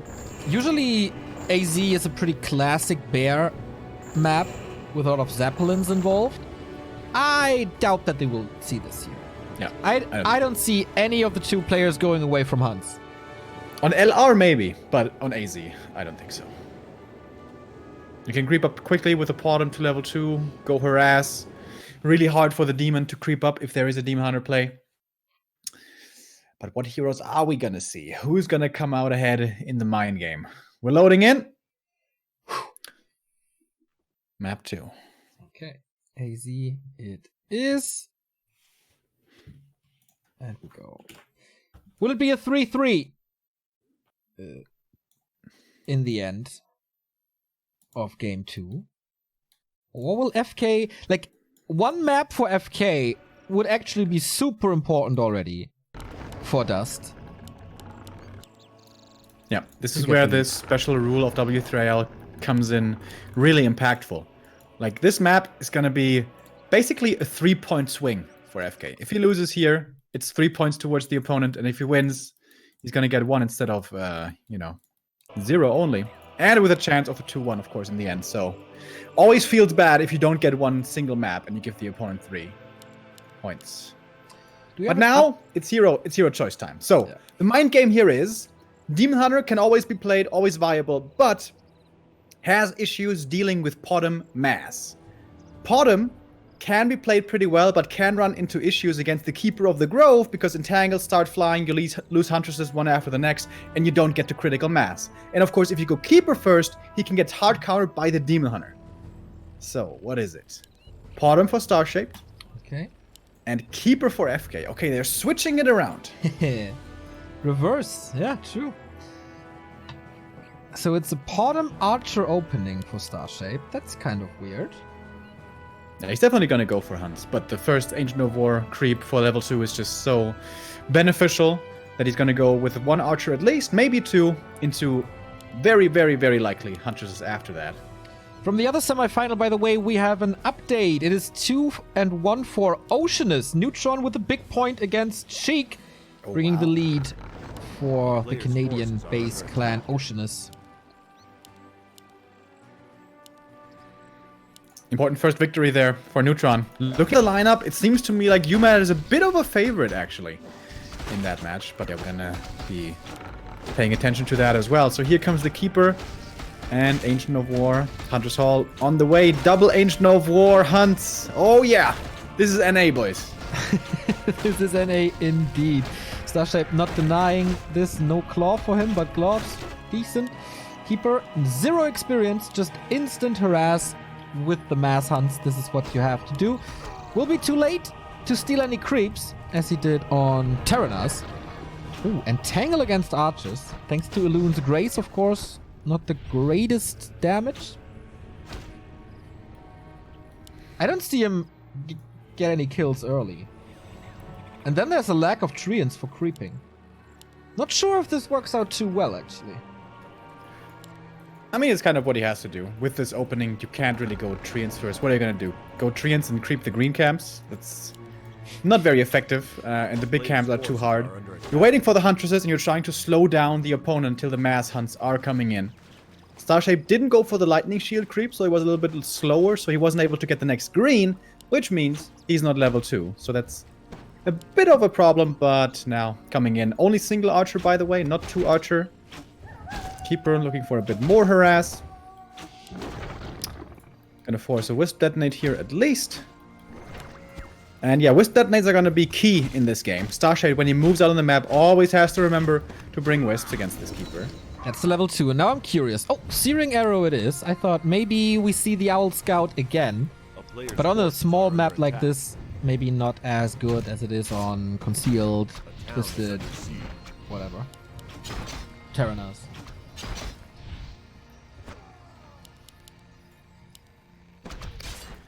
FK just pressuring the Moonwells here. Yeah. Not sure if that's the most impactful thing. He has to walk pretty much all the way back now. I mean, he can creep the trolls. But I guess he he's just wants keeping to the keep the bottom. bottom low. Yeah. Keep it from creeping to 3, which is nice. And FK, he should have the superior Huntress numbers here. He did start off with the Huntress opening, but it's not really superior. Starshade is moving out. This Archer is dead even if he does detonate. Oh, but no dust, actually. No so dust. saves that one. And Starshape is Steals the buying the dust from the dust shop. from the shop. Yep. Nice. Starshade is playing this pretty well so far. Yeah, it feels like we've seen him a little more than in, for example, 2018. And it shows. Like, his studies are finished. Maybe a little more time for Warcraft. That's the first kill on a hunt, but immediately getting the revenge kill is Starshape. Yeah, and there was 2 entangles actually. He followed up with another one to make sure it's gonna die. So 1-for-1 Huntress trade plus entire mana bar of the Keeper is gone. Starshade was a little bit slow there with the Wisp detonate, to be fair, but it's a loss that he can suffer. He's going for a lot of hunts himself after all. Curious if we see the tier 2 this time, or if they still stay at 1-1. I feel an Alchemist would be so good in this matchup.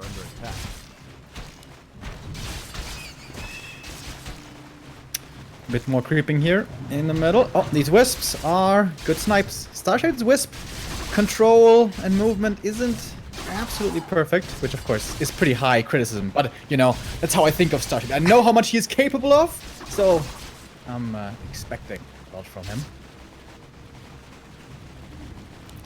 Nice Sentinel over here. Sees when Starshade wants to go into the Taskmaster. Level 3 for the Potom is a big level up. Half a level away. The Taskmaster could give it to him. Moonwell number 4, maybe a little late. Can't go over 40 right now. Same goes for Starshape, I think. Oh, he didn't even start it yet. So I guess it's still looking okay for FK. Constantly bringing Wisps. Yep. Constantly detonating. That is quite expensive after a while. It's necessary though. Yeah. That's what you have to do. Better to lose a Wisp than to lose a Huntress. Starship now committing for the rest of this camp. Big last hits right here. Starship gets them both. In a bit of a dicey situation here, but Keeper doesn't have Entangle, so it's actually pretty easy to micro against him. And of course, damage superiority is obviously with the Huntress player. And the Potom now Nice plus little Wisp 9 save here as well. into Moonwell. Indeed. The Potom is now plus 9. Could make a difference as well. Oh! Yeah, Night Elves and surrounding.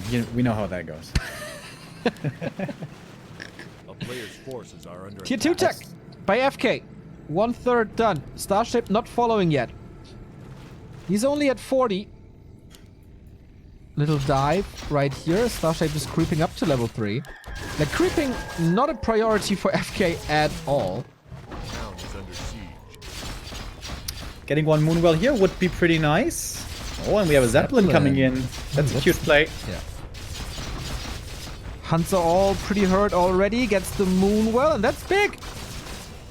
Starship is... Okay, not supply stuck. Then it's not too much, actually. But it's sort of gold again. As this Moonwell was finishing. Yeah, and this Zeppelin is now always going to threaten a drop. Yeah. So, what's going to happen with FK's tier 2, I wonder? Is it just for the Warper Blades, or is there something else? I would... As I said, I would love to see an Alchemist. The damage reduction is so good with Acid Bomb, and in these long, worn-out Huntress fights, having Heal Spray might be a game winner. He has 5 supply, though. He has 400 gold. And you need to be able to creep him first. And this game is not going to be easy to creep as it seems. I mean, there's a lot of spots left. And here's the drop. Starship just left his base, is forced back, but with only one attack upgrade, this is not too much damage. Also, no glaive throwers in the game yet. And the Zeppelin is quite hurt. Has to give up on that Huntress to save the rest. Leave me behind. Run, run. Starship could go for his own Zeppelin here to have vision above the trees. Goes for a Shredder instead. That's a lot of gold. 375. More vision on the Zeppelin. Can the bottom reach? Not really. Oh, Wobble Blades and a third glaive. Yeah. I got a feeling we're gonna get some glaive drops up in here. Yep. I guess it's a good idea. Starshape has like, does he even? Yeah, I think he knows about the tier 2. Dude, the Zeppelin. Yeah. Ooh, pretty hurt. FK. He's baiting the bottom to go back. Ooh, that's risky business. Starship in the meantime, A player's creeping in the middle of the forces are map. under attack. Good usage of his time. This is a nice distraction play actually by FK. It is certainly a little bit risky, but he is buying time successfully for his glaives, and even has an Ancient of Wind coming up actually. Hippo against Starship Zeppelin then. Wisps are ready. Knows it. He can't go for a second drop, right? No. Ooh. One more shot. A player's forces are under attack. Bottom has around 50 damage with a max roll. Yeah, and level 4. It's a guaranteed kill if he gets one more shot at it. Playing with fire.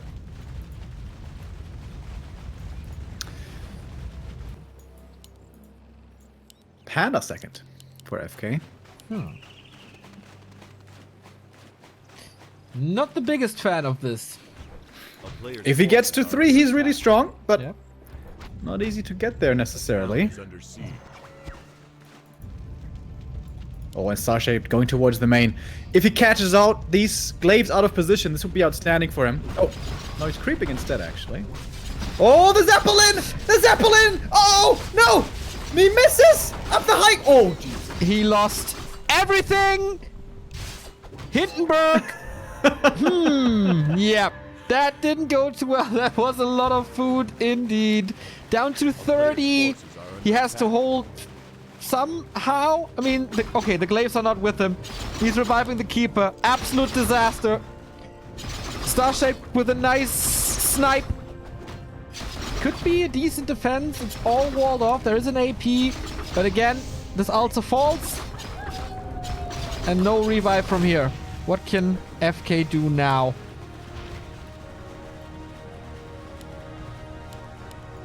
This was bound to happen, right? He was begging for it. Yeah.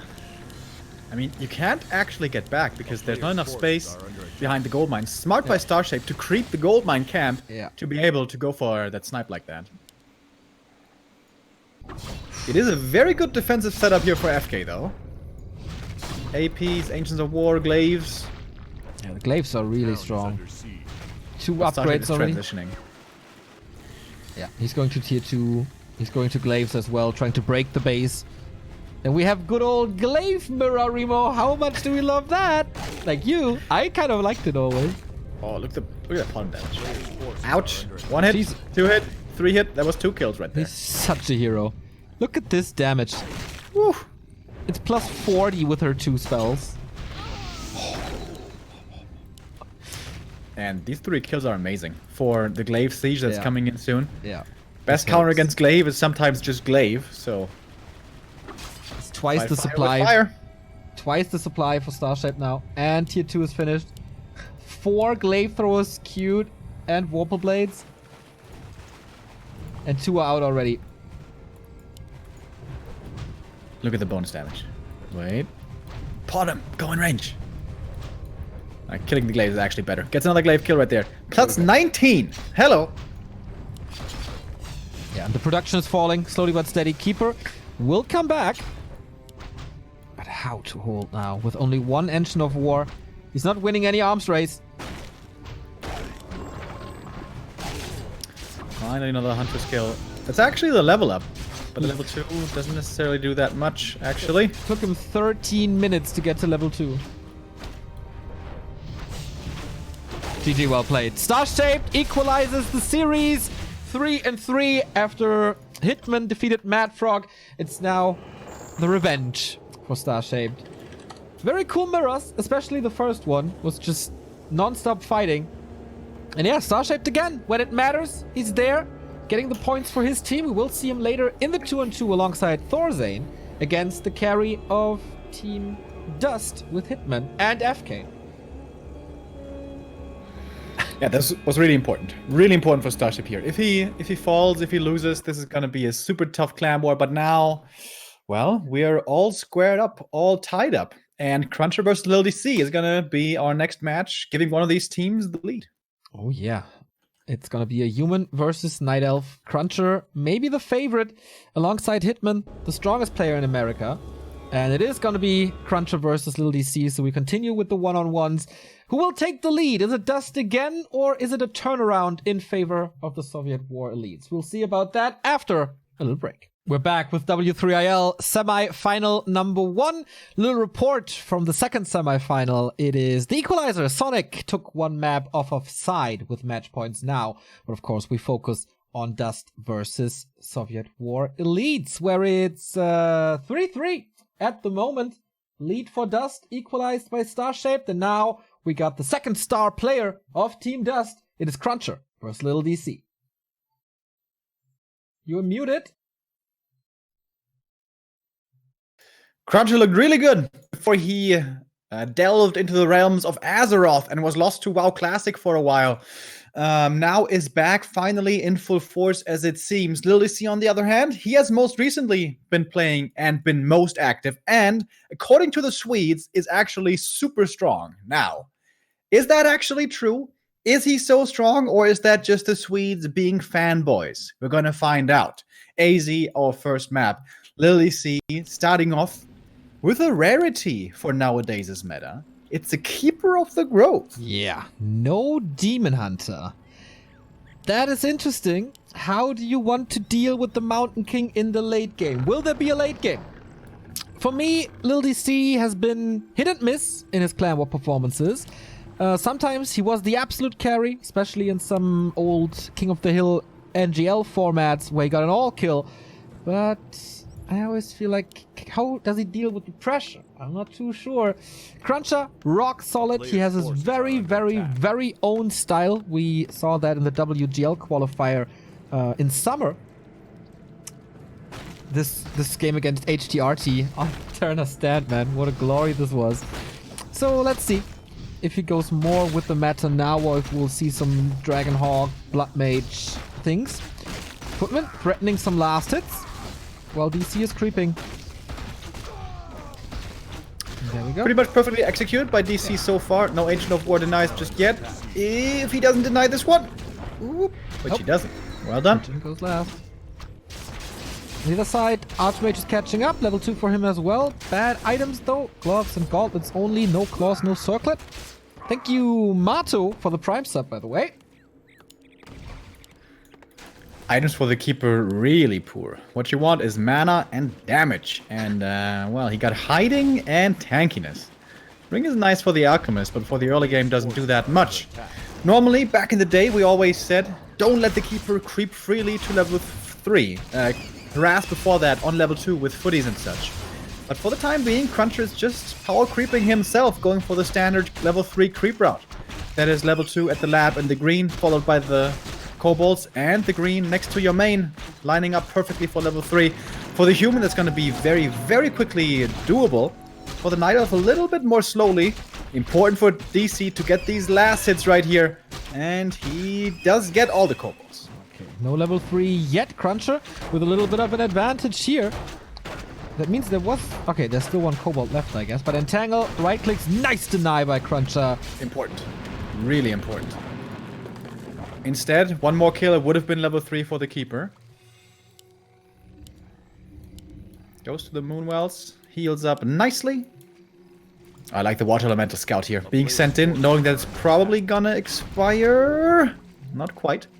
But there we go. The Footman deny now delays level 3 for the Keeper. Archmage gets boots. Chasing the Archmage a little more. Blacksmith in the back. We're gonna see rifles here. So far, a pretty standard play by Cruncher. And this timing is really nice. Delaying the Hunter's Hall. Maybe even the next Moonwell. Yep, Lil DC under pressure. Has to respond. But yeah, this tier 2, the lures are delayed. So, can you deny this footy once again? This would be very nice. He did. He did deny it again. Wow. These last hits by Cruncher, absolutely crucial. Yeah, this man is so good. And Again! I mean, the footies are still dying, all of them. But yeah, these do matter. Cancelled another Hunter's Hall. No way. And then No way! 4 in a row! This is absolutely ridiculous. Can he do it long range for this footman as well? That would be a... No way. And I would have called a hack or something, but... 4 denies in a row. Oh my. It's still every single footy dying, though. Traded for only a single archer. Yeah, but there's no and the Hunter's Hall. There's no shop. Ah, the Hunter's Hall is coming up here. Are under attack. Cruncher didn't see it. And lumber for DC isn't that low. You can still go for the second hero. You can still go for the lures. And that must be the Alchemist, of course, as we know. Here we go. Alchemist coming in. So beautiful last hit denies by Cruncher. But the footies still did all die. Well, there's one save to the main, but that's the sole survivor. The last Mohican. There is an entangle. Wow, 90s movie reference. Is it 90s? Could be 80s even. It's Daniel Day-Lewis. There's no way I don't know that. Come on now. Daniel Day-Lewis, the best actor of all time, as we all know. Okay. Wait. He didn't. It looks like he's trying to show off at this point. With Yeah. this denied. Yeah. Didn't really work now. Yeah, but now what? Players' forces Mountain are King under attack. almost finished, but 2 footmen only. Power build on the Sanctum as well. More skirmishes. Try to delay the Alchemist Devils. There's a level 3 keeper now. So not too much to accomplish here, I guess. But what else to do? Mountain King comes in for 1 or 2 kills maybe. The next entangle is going to be ready in a second, and then the AM could be forced into the TP. Stormbolt. Alchemist also in trouble, though. Can't get in front. This end snare hurt, of course. It's another archer nice kill. attack. First blood to this Mountain King. Another Stormbolt would be another kill. Wait. No way. It's around. I don't think it's close. No. And acid bomb. Easy to fight out. Still a TP. Still another footman kill. Oh, Stormbolt. Right clicks. Right clicks. Is it enough? No. Nicely done by Players' TC. forces By are under DC. attack. Yeah, he realizes that next Stormbolt is going to be dangerous. TP is gone, yes. But once again, favorable trades, I guess. He got more experience. He only lost a single archer. Tier 3 is coming. Dryads as well. And if he sticks with the old school style, perhaps MG soon. Yeah. LDC surprising me so far. I thought it would be a lot more one-sided, but we all know the strength of the humans is the late game. This is where the Night Elves can't find answers anymore. But for that you need levels and more time. Militia creep at the natural now. Solo experience on this Mountain King, as we do have the level 3 Archmage already. On the other side we see kind of the same. Rising up to the level 2 Alchemist. I am again very bold. Like, this could easily be a TP force. Entangle Acid Bomb with a few Dryad hits. I'm surprised he's not going for it. Heal Spray it is. Heal Scroll as well, close to level 4. And Bear Tech is on the way. Tier 3 by Cruncher. No Tier 2 Rifle Casters. A player's forces are If he does under get attack. tier 3 and all the upgrades, this human army is going to be extremely powerful. And DC is satisfied here to play a little bit more passively now at the later stages of tier 2. Creeping up more. Oh, and the keeper is pretty hurt here already. Creepjack coming in. MK ready with the Stormbolt. What's he looking for? Clap perhaps? Yes! Against the Archers. Slowed down by the slow of the Mud Golem, already slowed down even more. And now a surround against the Alchemist. Has the big input. Oh, that's not even closed! Cruncher missing a few of these surrounds here. Missing a bit of an opportunity. All he gets is the Engine of War. Mana of the Mountain King is dry. We do have the Scroll of the Beast, and that's a masterful item if there's no wisps. Heal spray again. Reju comes into play as well. I haven't seen Master... Okay, Master Training started now, so in 30 seconds it's done. No level 3 MK. Again, a little bit of an arms race. Cruncher doesn't want to take the big fights yet. He invested into the tier 3, which is not paid off yet at all. But rifle numbers are rising, and then pretty soon these Dryads will mean nothing anymore. But bears do still have a timing window here. However, it's only the single bear. If it was like 3, maybe 4 bears, if you force a fight before level 3 MK, that can be pretty good.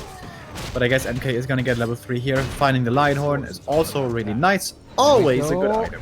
Poison Ivy on this Archmage, down to 50%, trying to save him into a Zeppelin. Dryad slow, pretty effective, but entangles! Forcing the town portal. And this could have happened earlier already. Yeah, I was about to say, like, finally he's getting punished for this. And that hurts. TP being missing against Entangle Acid Bomb. It's dangerous. Tier 3 is done though. Paladin immediately for the Holy Light.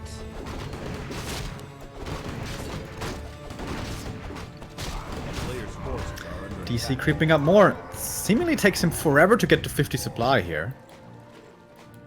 But little by little, he is getting there. There were a few losses on the way. Archers mainly died. Nothing else though, I think. I guess a couple of Moonwells and stuff. Anyways, red camp now. Hoping for a big aura. Everyone is welcome. Every aura. Takes a long time with only 2 bears. Gives Cruncher even more time for the Priest Master Training. Also, a lot of resources go into consumables. Scroll, Mana Potion. But still no TP. That's really risky. Okay, red spot. Goes to DC. Cloak of Flames. Not too great. Not very likely that he's going to be able to stand in the midst of everything for very long. Especially against the Mountain King who will operate from range. DC going for a TP, going for the run by into the main. I like this play. He realizes he forced the TP earlier, so the response from the human might be very slow. So it could be big damage into the main. Cruncher leaving the Renegade behind, reacting before killing the last one. Maybe it would have been worth it to get the last hit. And DC doesn't even dive into the main. Like, fighting here is the worst position ever. It's going to be tons of militia reinforcements. Shop could even come into play. Mountain King aiming for the next clap, maybe. He's in the middle of everything. Gets punished by Entangle and by Acid Bomb, down to 50%. There's the heal scroll and there's Holy Light. So he's safe with the 7 armor he has and Inner Fire now. DC's trying heavily with the hero kill, but it's not happening. And the rifle damage now from the back with the damage upgrades, plus Inner Fire, plus Roar is just way too high. DC has to TP out. Loses 1 bear. Got nothing at all done, really, with his attack. Inner Fire, plus Scroll of the Beast, plus lack of Wisps for the spell. That's what you get. 1-0 upgrade as well. This is really hard now to break this. I mean, he needs maybe even Mountain Giants, but the transition takes so long. And this is always the scariest part for Night Elf in this matchup. Well, there's a lot of scary positions, honestly, in this matchup. But once Human has Inner Fire rifles, there's not really a good answer. The best answer you have against that is ultimates. And that is not even remotely close. No. We have a flute of accuracy for these rifles. They are now +4. And there's going to be the second attack upgrade down the road. Another archer dying. Thank you, Cookie Jar Pirate, for the sub. So, battle for the red spot. We have some eyes on the map, but these guys know, of course. Treant summoned, double level up, 4 and 2. Level 4 for the Archmage as well. Stuff of Sanctuary is ready. He has How to deal with this army. Yeah, I don't know. He's down in supply. He's down in experience. Cruncher held on long enough.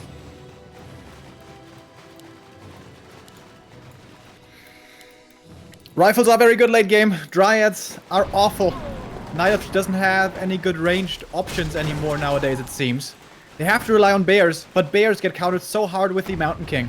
This is the big problem for Night Elf in the late game. The clap, so powerful.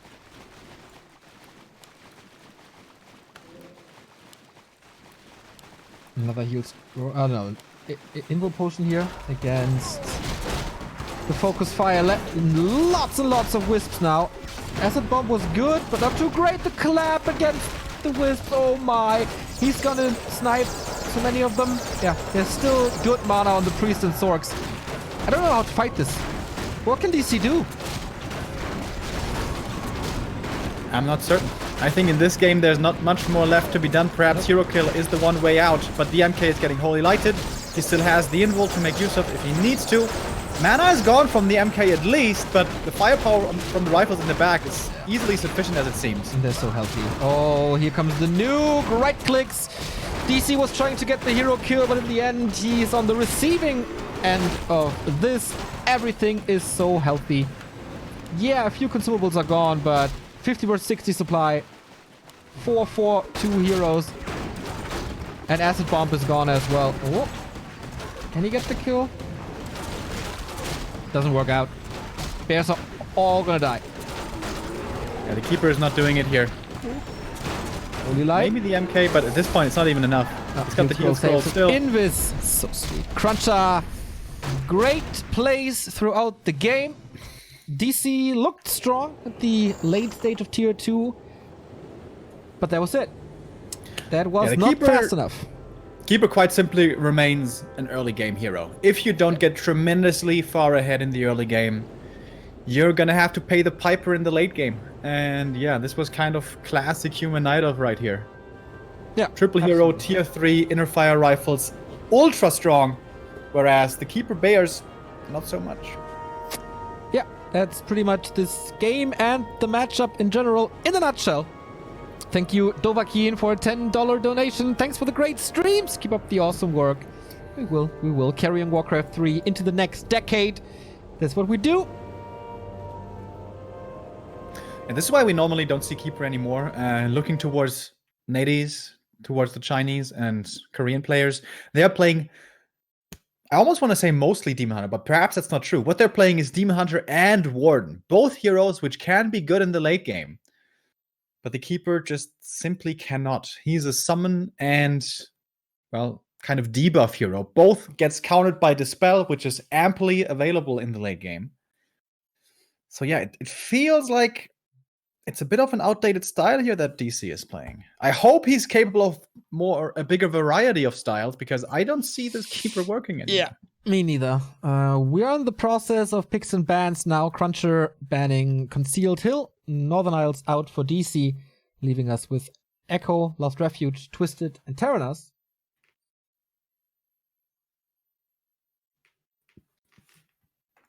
But this is the first time we see Cruncher in a long time, right? Or am I forgetting one clan war?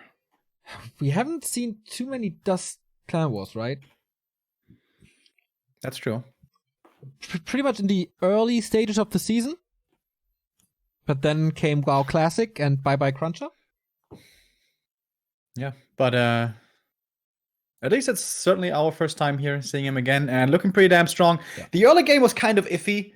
He gave level 3 to the Keeper pretty freely. Yes, the denies were very nice, but effectively all footmen still died. When probably the better play is to be aggressive on level 2 already. But all right, don't want to be too critical here. He still was able to get the victory, hanging on to the late game. And we have our next map, Echo Isles, I believe. Yes, that is correct. We have a new sub. Thank you, People Frag. 40 month of free subbing. 3 years, 4 months. Thank you so much. So we have Echo and Terranas left. And Echo Isles will be our next map. Yeah, and then if we go to map 3, it would be Terranas. Which can always be a fun Night of Mirror map. Yeah, but we have Night Elf versus Human, so... Yeah. Why am I thinking of Night of Mirror? Remo's stuck in the past in set 2. Thinking of the game. Side, by the way, was defeated by Sonic 2-0. That's 3 points for UMAD. And that is the lead for the CIS clan. Yeah, Sonic was in the top 3, I believe, of Rust Brain Cup as well, so he seems to be improving again a little bit. Thank you, Hotfix Guru, for the 8-month resub. And we go into map number 2. It is 1-0 for Cruncher. It is 4-3 for DuSt. Will it be the next 2-0? Will it be a 6-3 for the Americans?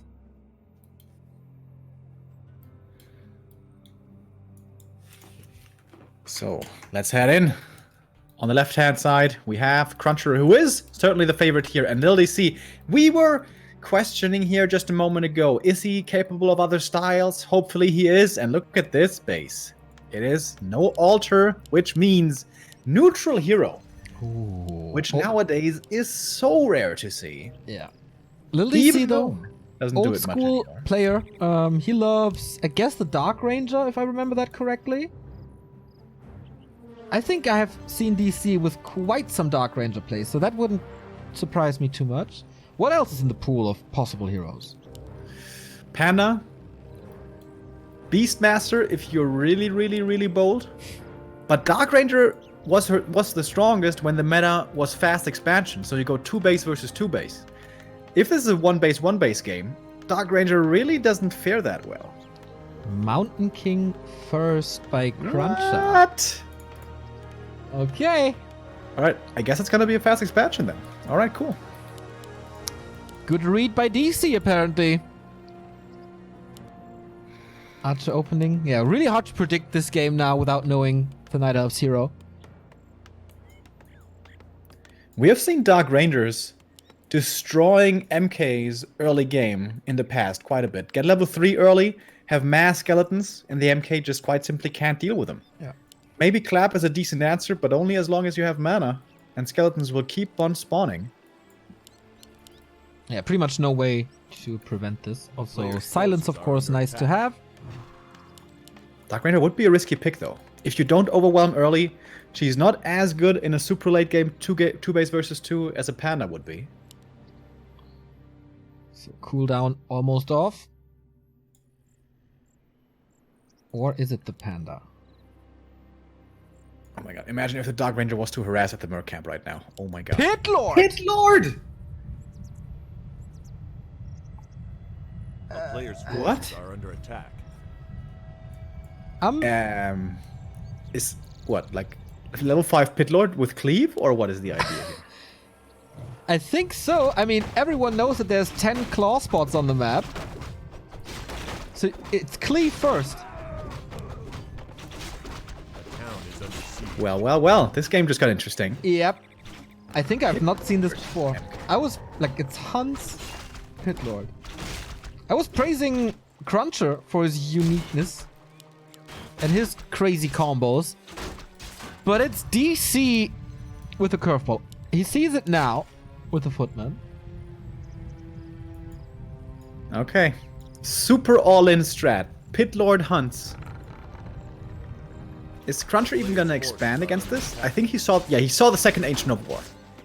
So perhaps he's just gonna start teching now. I think just tech might be the right call here. But Calling Militia. Nope.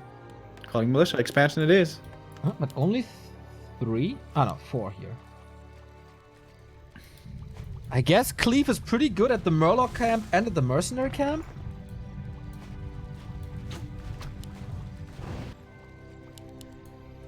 And it can be really good against footies, obviously. DC gets the Berserker, that's important. Merc camp, of course, opened up for Cruncher as well. For some healing. Archer about to fall. Footman is quite annoying. The Shadow Priest for Cruncher. This is really nice harass by Cruncher, Yeah. just with these 2 units here. Making life quite difficult for DC already. MK running across the map, hits level 3, and wants to go for those boots, as it seems. Or perhaps Telestaff. If he goes for Telly, he's going to be there quite a bit sooner. Ah, only DuSt. Okay. Wants to get the expansion up quickly. Drain of Fire against buildings. A little bit like the Undead. Play him as a 3rd hero now.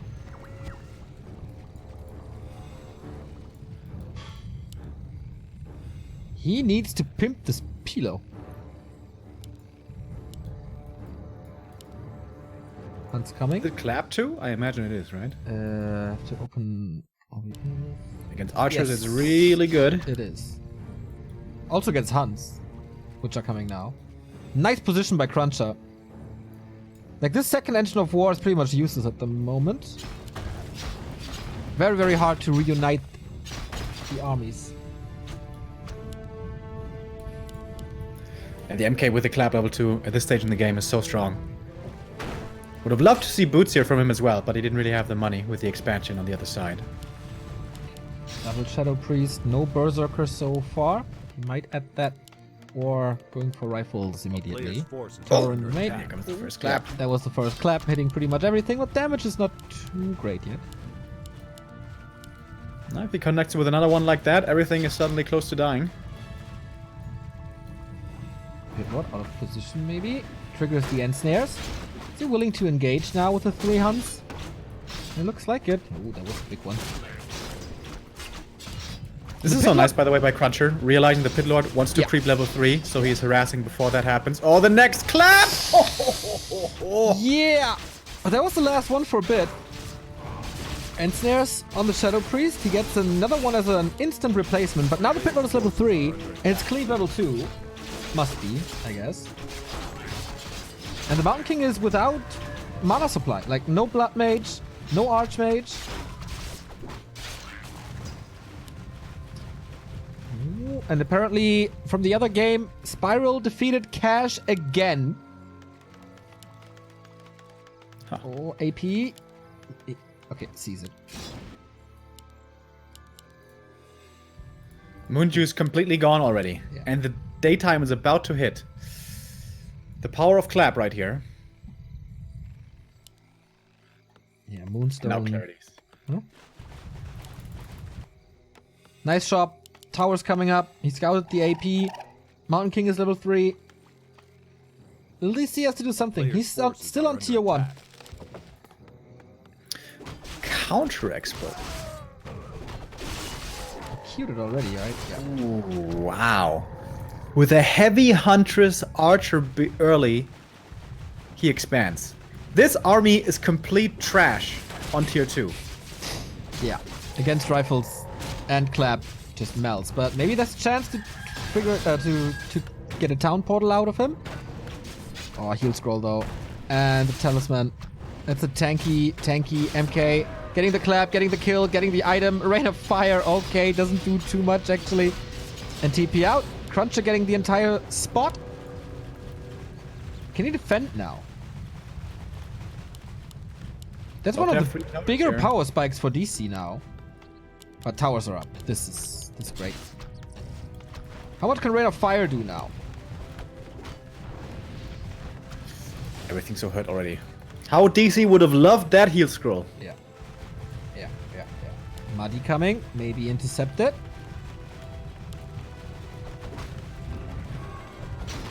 Yeah. He's always living such a short life.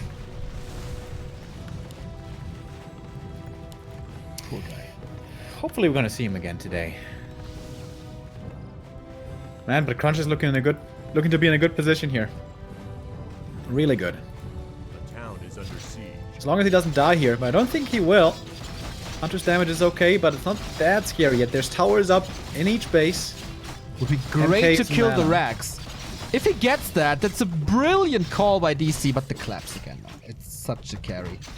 But then, there's no rifles. I don't think he has the damage. He's not using Rain of Fire either. I think he should really speed this up.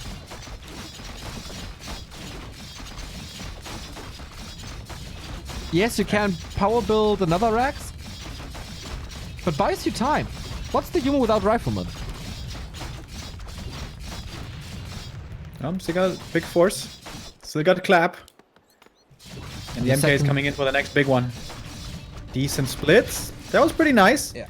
But I think now we can already engage. Not so sure about it though. One more clap! Oh, baby! Needs to get away. If he gets another mana potion or something now that he's at tier 2. I think Cruncher could just engage into this. I think he's being a little bit too cautious. Yeah. It's like a quad kill on the line.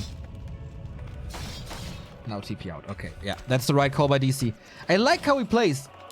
Seems really smart what he does. He's catching up in tech. Don't really see the effectiveness of the Pit Lord yet. The player's forces are But that was a under nice delay of power spikes by Cruncher. He's also supply stuck now. Losing the farms. But Naive doesn't have such a thing as Regen Scroll. Had to rely on the Moon Juice, and that was not even close to enough to heat up these hunts again. And now there's a Blood Mage for mana support. Oh, yeah. Oh, whoa.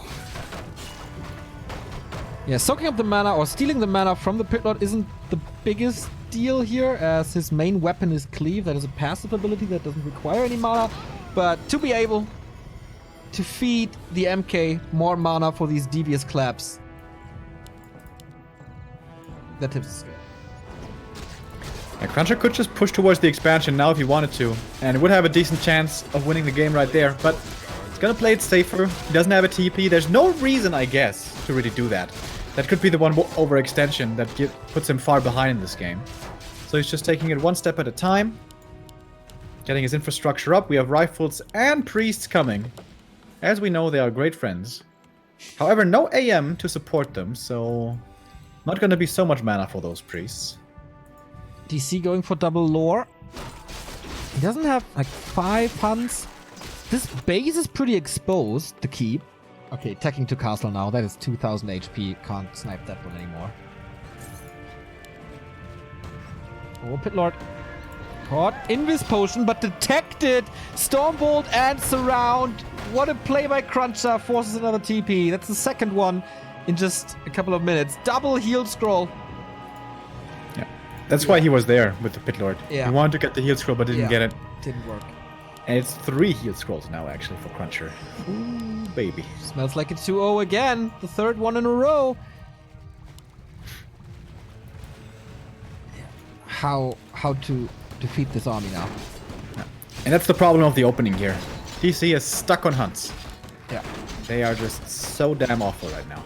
And yeah, the rifles are a little delayed, but the Dryads don't do anything against this army anymore. Nice snipe of the Berserkers, both of them out with the Storm Bolts.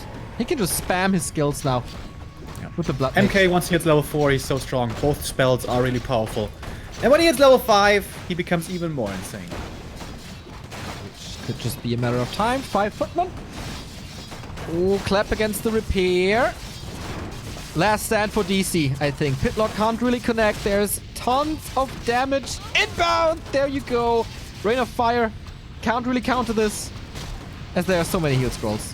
Now he's hurting his own units. Follow up for the AoE. Oh, Jesus. It's just a matter of time until everything is dead. We have Roar as well. Ouch. Ouch! Ouch, ouch, ouch! Clappy hype. Yep.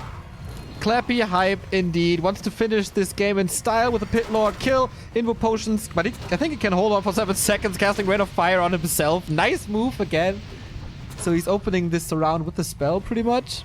But DC is down to 48. Cruncher is still at 66. He can break this expansion now, which didn't really pay off. It was super expensive. And again, no answer to this army. Got a feeling this clan war will be decided by 2 and 2s. Smells like that. But DuSt has a chance to finish this even earlier if the Night Elf gets the victory next. Or if DC comes back here, but that is looking rather unlikely. Yes.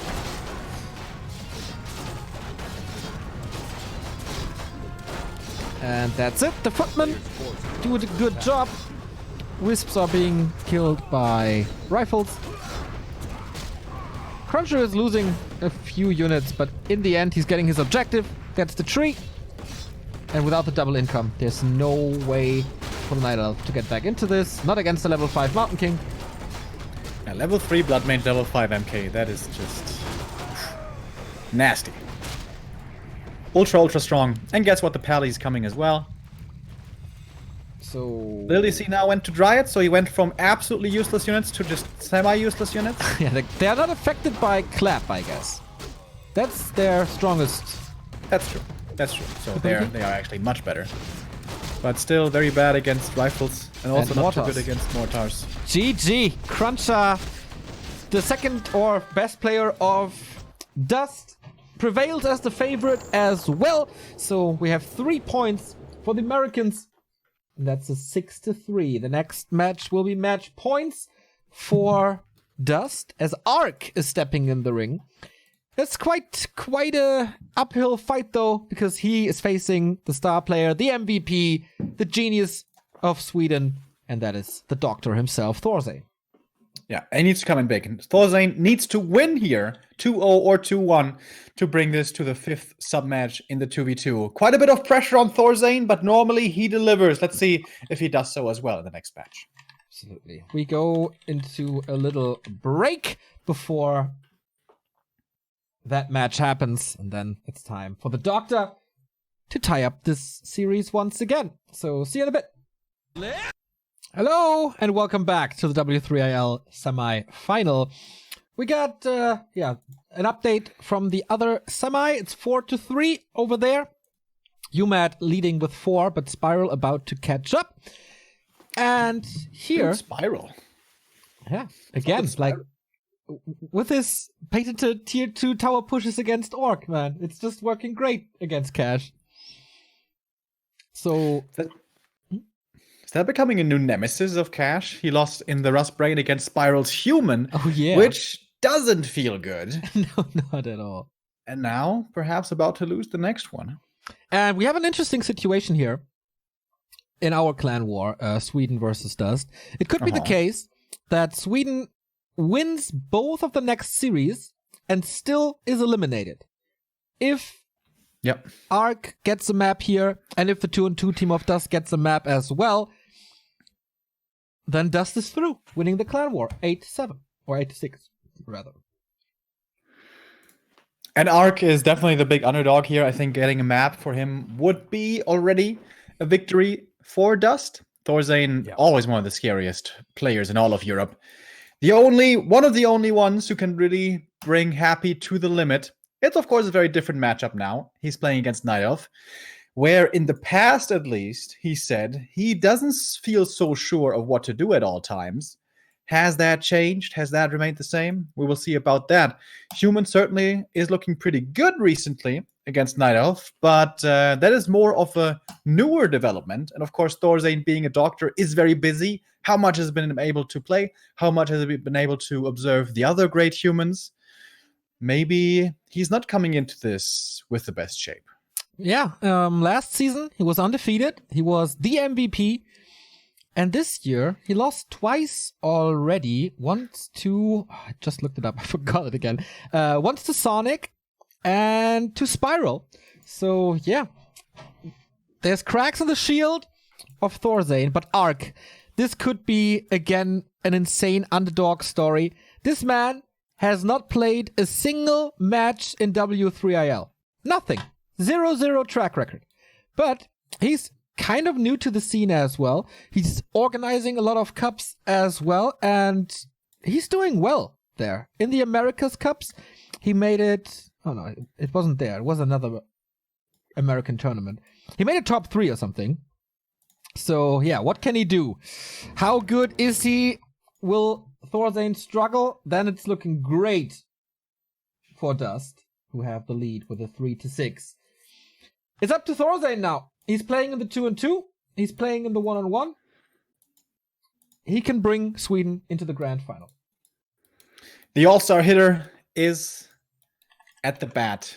I was about to say on the mound, but I think that's a different one. I don't know baseball well enough to do the analogy here. Anyways, Thorzane is the star player. He's going to be relied upon once again to carry Sweden to victory. And oh boy, take a look at the heroes here, boys. It's the Warden first. On LR. From a North American player. Yes, why? This is not Mass Huntress. What's going on? Well, it could still be Mass Huntress, to be fair. Oh, you remember this used to be like a meta for a little while, like back when Foggy was in his heyday. Mass hunts against the LR expansion. But that was a long time ago. Long time ago, indeed. A player's Yeah, forces we'll are see how under that works. We've seen Warden on Northern Isles, AZ, Terranas, Echo, but Last Refuge is really not one of the Warden maps. Arc must have a special plan, must be prepared, and it's up to Thorzane to deal with this. And normally you kind of want to play 2-base versus 2-base with the Warden. Oh, the Wisp block against the footy! But the Wisp gets ensnared, not the footy. That was kind of weird. And Thorstein is going for the big creep camp here early on already. That's quite the risk. Wisp should detonate against the water elemental here. Arc not doing it, unfortunately. This could have been tremendous damage. This camp does a lot of DPS. Healer taken out early though by Thorstein and goes for the Shadow Priest. This is a lot of lumber invested early. The So Warden won't is be a coming fast in. tech or a fast expansion. So be mask for this Archmage. Can spam the Water Elementals. And what's the Warden supposed to do? Must be Shadow Strike, I guess. Or maybe even Fan of Knives for the double steal. Didn't decide yet. Didn't decide yet. There we go. Aye, that didn't work. Nope, not really. The damage distribution on Fan of Knives always a little weird. The town is under siege. With the max damage cap and all. So that's not level 2. Maybe it was a little slow, the decision to go for Fan. Now she's stuck with that. No Shadow Strike. Archmage super happy about that decision in the end.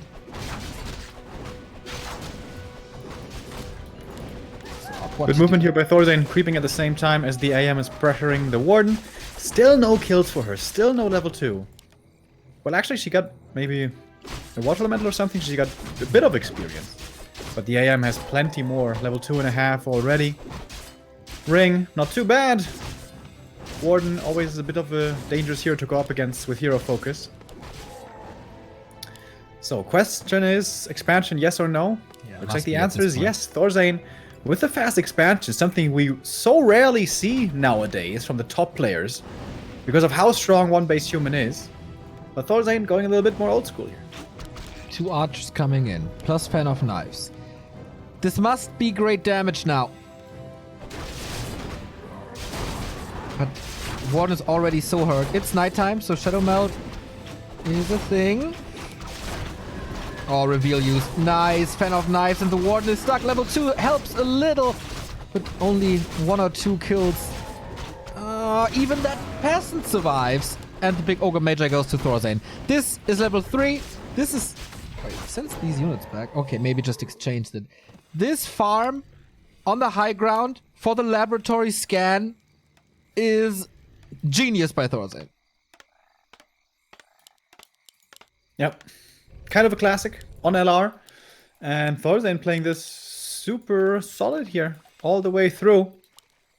Pretty much Expansion all in is coming already. up. Hunter's Soul is coming for a transition. But what now? Yes, we do have Shadow Strike, but Archmage is full health. Fan of Knives 1. Okay, using blasting through his mana and deny by Thorstein. Yep. With a Berserker. Another one. Oh my god. The denies from the humans today. Crazy. And again, Warden dropping so low. And it's up to the archers now, but Ark with the toughest job in this entire clan war maybe. At least he cancels the tower. At least... Oh, the Warden's gonna get the kill here on the Berserker. That's pretty nice. Okay, something going his way at least. He's got the boots to run away quickly, but he doesn't have the firepower to pressure the expansion anymore. Tier 2 is about to finish. Ideally, then you pick up the second hero and you go towards the Expo. But he has to go back, lick his wounds first. And the Moon Juice is starting to get dangerously low over in this base. Yeah, problem is that he's losing mana and HP all the time, so he has to use a lot of the juice. Engine of Lore number 1 coming. No tech by Thorstein yet, but Expo is established. Double income. A player's forces are under attack. AM with the boots. You guys know I love that. Can hunt for these kills now much more effectively. The footy, not quite denied. But still, the Warden getting pressured more and more. Super low mana once again. Has to go back to the Moonwells again. And it's about to be daytime. And what to do with the panda now? Like, he must creep the north, I guess. But this is so much damage. Nice Shadow Melts, but also again the reveal. Double kill on archers. And now creeping is pretty crippled. And the entire mid game is crippled. No level 3, no level 2, no Moon Juice. Yeah, Thorstein Ark rock has solid. the heroes to go into a two base game. But he doesn't have the levels, he doesn't have the supply, and he doesn't have a second tree of life, so... Yeah. One all in with bears, I guess. And try to creep as high as possible until Master Bears are finished. But how is he gonna creep now? 2 archers only. Ancient of War, not in position at the next camp.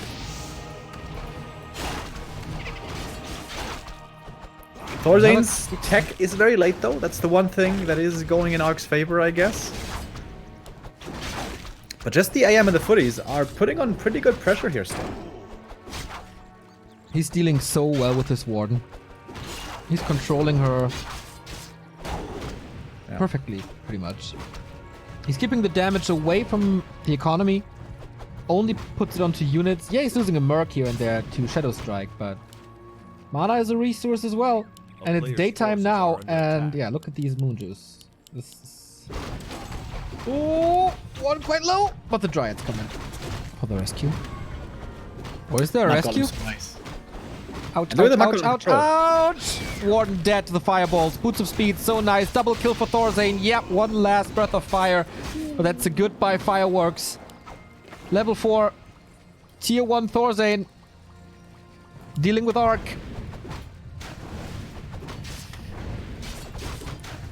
Quite the demonstration here so far. Really good Mud Golem usage, by the way. Always keeping him at range with the crucial slows coming in, putting on more pressure, and the AM is like the one-man machine gun from the back. Yeah.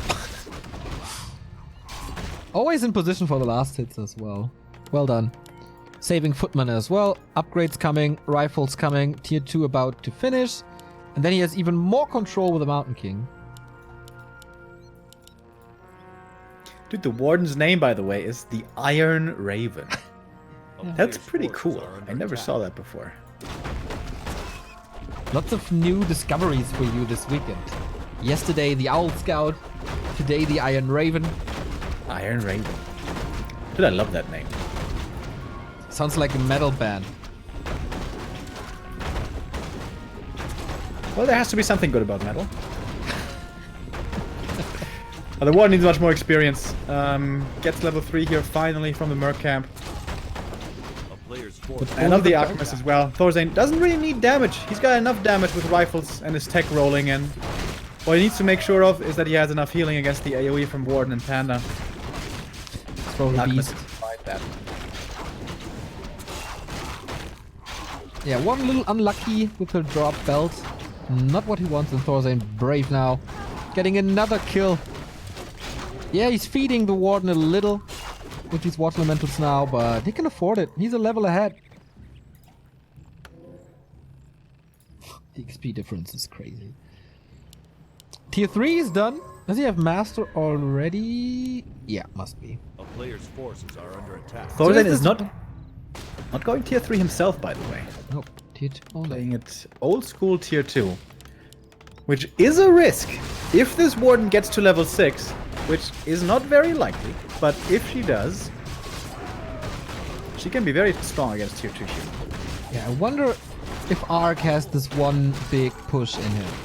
Needs the levels, and very, very smart by Thorzane to steal away the red spot at the upper right, upper left. What interception of the priests? Okay, the controls are now. And no blink. Mobility is limited.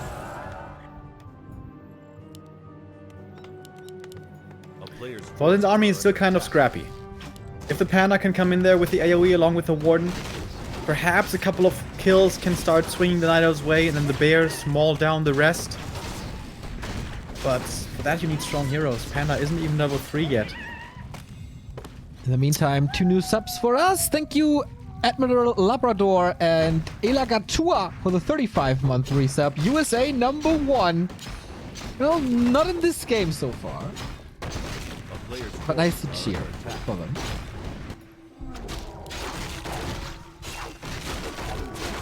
Ark is finally getting some more experience here. Panda's gonna get close to 3. Warden might be getting level 4. It's always a feel-good level up. But Thorzane's army is growing and growing. 77 supply. Yeah, the gold graph is getting out of hand. Through the roof, we're at like 2,500 gold difference already. Yes, Thorzane is at 80 supply as well. Oh my god. Yeah, I guess this bear push, like there's no way Arc can have a straight up fight. Oh, there's the block. Oh my god, the block from the Alchemist. That was pretty sick. Didn't see it. So. And this is always a nightmare position to fight into as Night Elf. Yeah. Up here in the north. It might be next to your main, but still this weird little choke, which bears really don't like. You want a big front line with the bears, and here you can retreat a little with the rifleman. You can control the bears or the heroes very nicely with the Sorks, and then you kite, and then the bears don't do anything. Fighting the footman here, but that doesn't really matter too much. This Mud Golem is still alive. This is one of the most Yeah. longevity-driven Mud Golems of all time. He's in the Guinness Book of Mud Golem World Records. Heal spray! Saves our friend the Mud Golem. What a brave little fella, taking out that bear. Warden out of the invul. Heal spray doesn't apply to her, of course, and she melts to the rifles. That's the first hero down for the second time. And Thorzane, yeah, he's healing everything back up in true Doctor fashion. That's what he studied medicine for. You think Alchemist is favorite hero? I think so. Okay. As it oftentimes is the case, Thorzane keeps Sweden in the race. Nice little rhyme there, no? You're a poet. I always knew. I know. Okay. We are about to tie up the series again. 4-6 or 6-4 still in favor of DuSt. But for how much longer? That was a tough game though. Like that may have been the most one-sided game of the whole clan war so far. Yeah, in my I agree. opinion. On the other turf, in the second semifinal, What's happening? Cash is equalizing against Spiral, so it's 1-1 Okay. and 5-3 in total for UMAD Gaming. Oh, Spiral actually won the last game, so it's 5-4. Super close race between UMAD and Oceanus. So now, if Ente gets the 2-1, it would be dead even score. Yeah. At 6-6. He's up against Terra. That's not easy at all. Yeah, interesting undead mirror right there. In the past, would have said Ente's favorite, but Ente has been a little bit on the decline, and Terra has been improving. Yeah. So Crazy rise of Terra. Thank you. historically, though, Ente is pretty good in undead mirror in the big games. But yeah, we'll see. Thank you, Testy Test, for the 12-month resub, and KX85 for the 15-month resub. Thank you, guys. Feels good to see our sub count rising again after the 10 days in China. Yes, thank you guys for coming back here and sticking with us. We're going to have plenty more tournaments here in the future, of course. Yeah, next Yesterday week we had the Rising Star Cup, which was also already great. And next weekend is the grand final, right? W3IL? W3IL, yes, of course. Next Sunday, W3IL will conclude Season 2. And we might see either DuSt or Sweden there. And of course on Saturday, Rising Star Cup number 2. You can already sign up for that. It's open risingstar2.backtowarcraft.com. Let's make this big again. 100 signups for episode 1. I want this for episode 2 as well. With the games here going to best of 3 and such, we are oftentimes switching the host. So now we are on American host. So this should make things a little bit better for Ark at least. Tried his hand at the Warden, not something we see Americans doing a lot of the time. Didn't feel quite as potent. It's always hard for any Naive to play Warden because we instantly always compare him to Lawlight. Yeah. And, you know, Lawlight is just the god of that hero.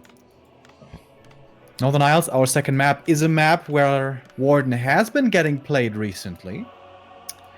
But I don't expect to see her again here. Demon is what I'm assuming. For Thorzane, what's his game plan?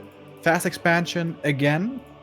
Was pretty popular from the likes of TH and Infi actually on this map for quite a while. However, does not have a Mercamper available. So that always makes expansions a little bit more difficult. But still doable. And we've seen great last hits by Thorzane so far. So there's always this little skirmish in the middle for the green spots. And with his last hits, he might be able to keep the Warden low. It's the Demon Hunter. Okay. a little bit off meta, I would say, when you compare it to the very elite, but Demon Hunter is certainly easier to play, more reliable. And on Thorzain's side, it's of course an Archmage again.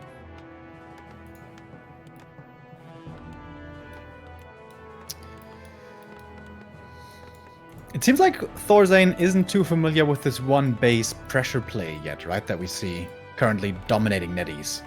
Where you tech early on, you go into rifles, priest, sorceress on tier 2, and already with 40 to 45 supply, have this deadly push available to yourself, either with a Naga or with a Blood Mage. That is new meta, that it hasn't really been popular for a while. So I guess that means Thorzain probably is going to go again with a fast expansion. And why not? It was successful map 1.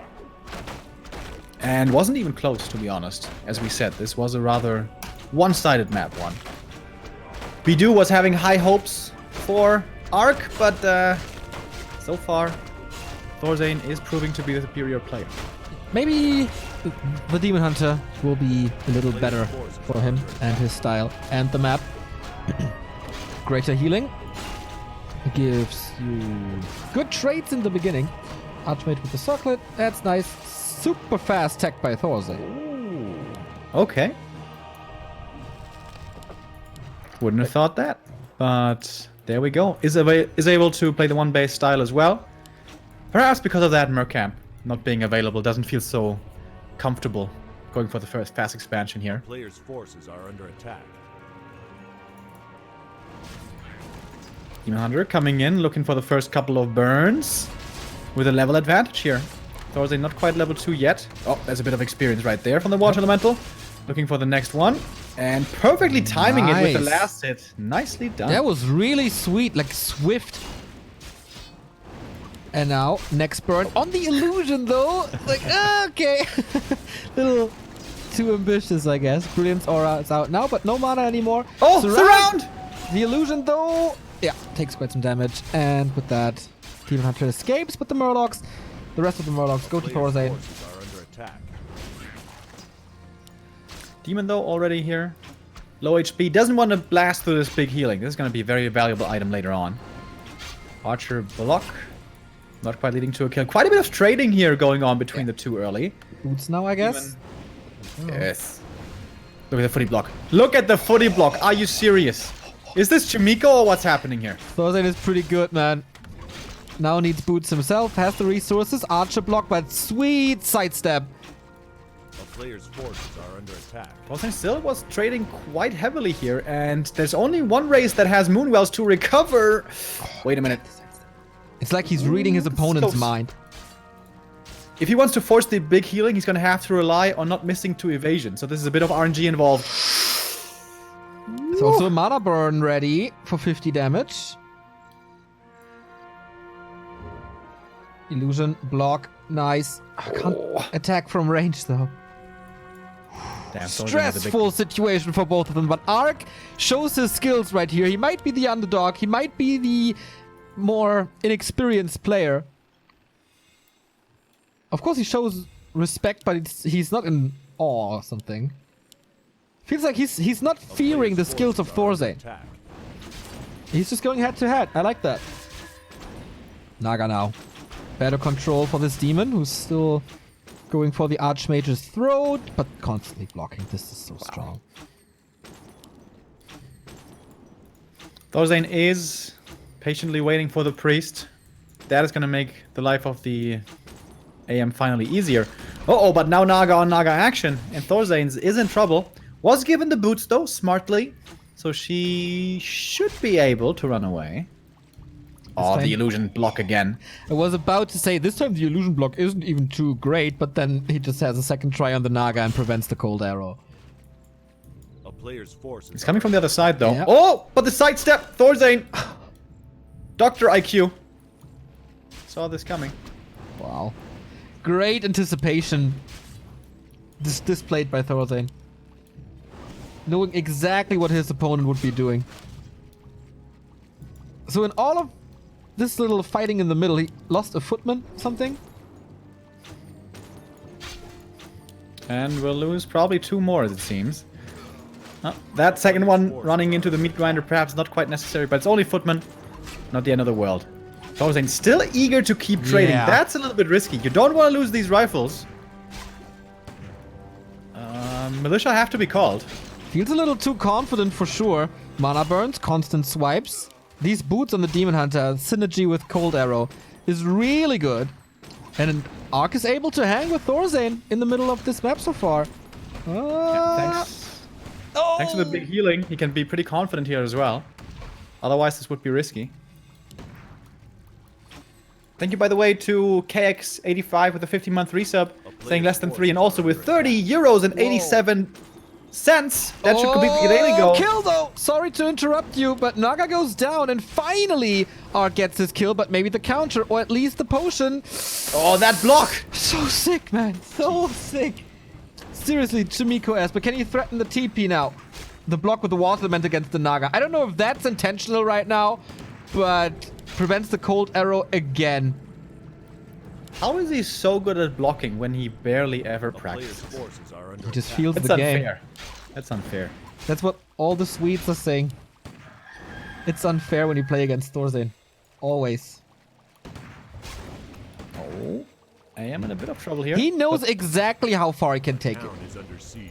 Yeah, the priests are helping a lot now with the heal over time.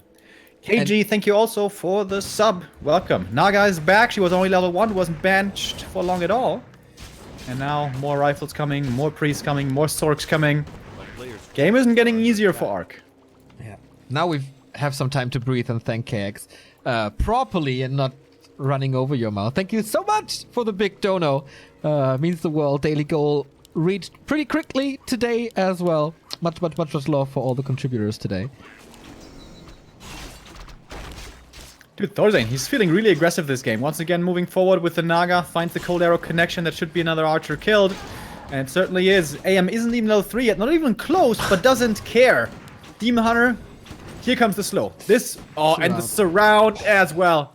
Surrounding a slow target is easily doable for Thorzain. He does that with his eyes closed, with a scalpel still in hand. Yeah, I hope Juan is not watching. He might get some PTSD from Thorzain's surrounds. Pendant of energy now. Sweet. Good intelligence, good mana in general. AP in the main. Tier 3 is done. player's forces Expecting are a under rifle attack. push coming. And the Demon Hunter will be level 3. Good help, of course. Fork Lightning and staffs available. Ark a lot more competitive on map 2 than he was on game 1. And thank you, No Hero. Good boy for gifting a sub to V-Claw for 1 year already. Thanks, guys. And thanks for being awesome mods. Red camp for Thorzain, only with 3 rifles, is not that easy to do. A player's Oh, and the forces Wisp are Scout. under Wow, that's a great Yep. Wisp Scout. Yep. Holy moly. He's on the other side of the map, so it will take quite some time to be able to punish this. He's not in time. First breaker is coming to steal Reju. Still taking some time though. And Thorzain is just perfectly getting this cam. Not sure who got the Magi, but I think it's Archmage as well. Really not sure. Even if this costs Thorzain the TP though, this is fine. He got Yeah. the red camp, he got the item. Unholy Tons of Aura. experience. So good. Yeah. And that's pretty good for running away, isn't it? It's perfect. It's absolutely perfect. And then you have slow, and then you have cold arrow. Add that to the mix, and it's a wonderful synergy. Yeah, and suddenly you don't even want to run anymore. You want to fight suddenly.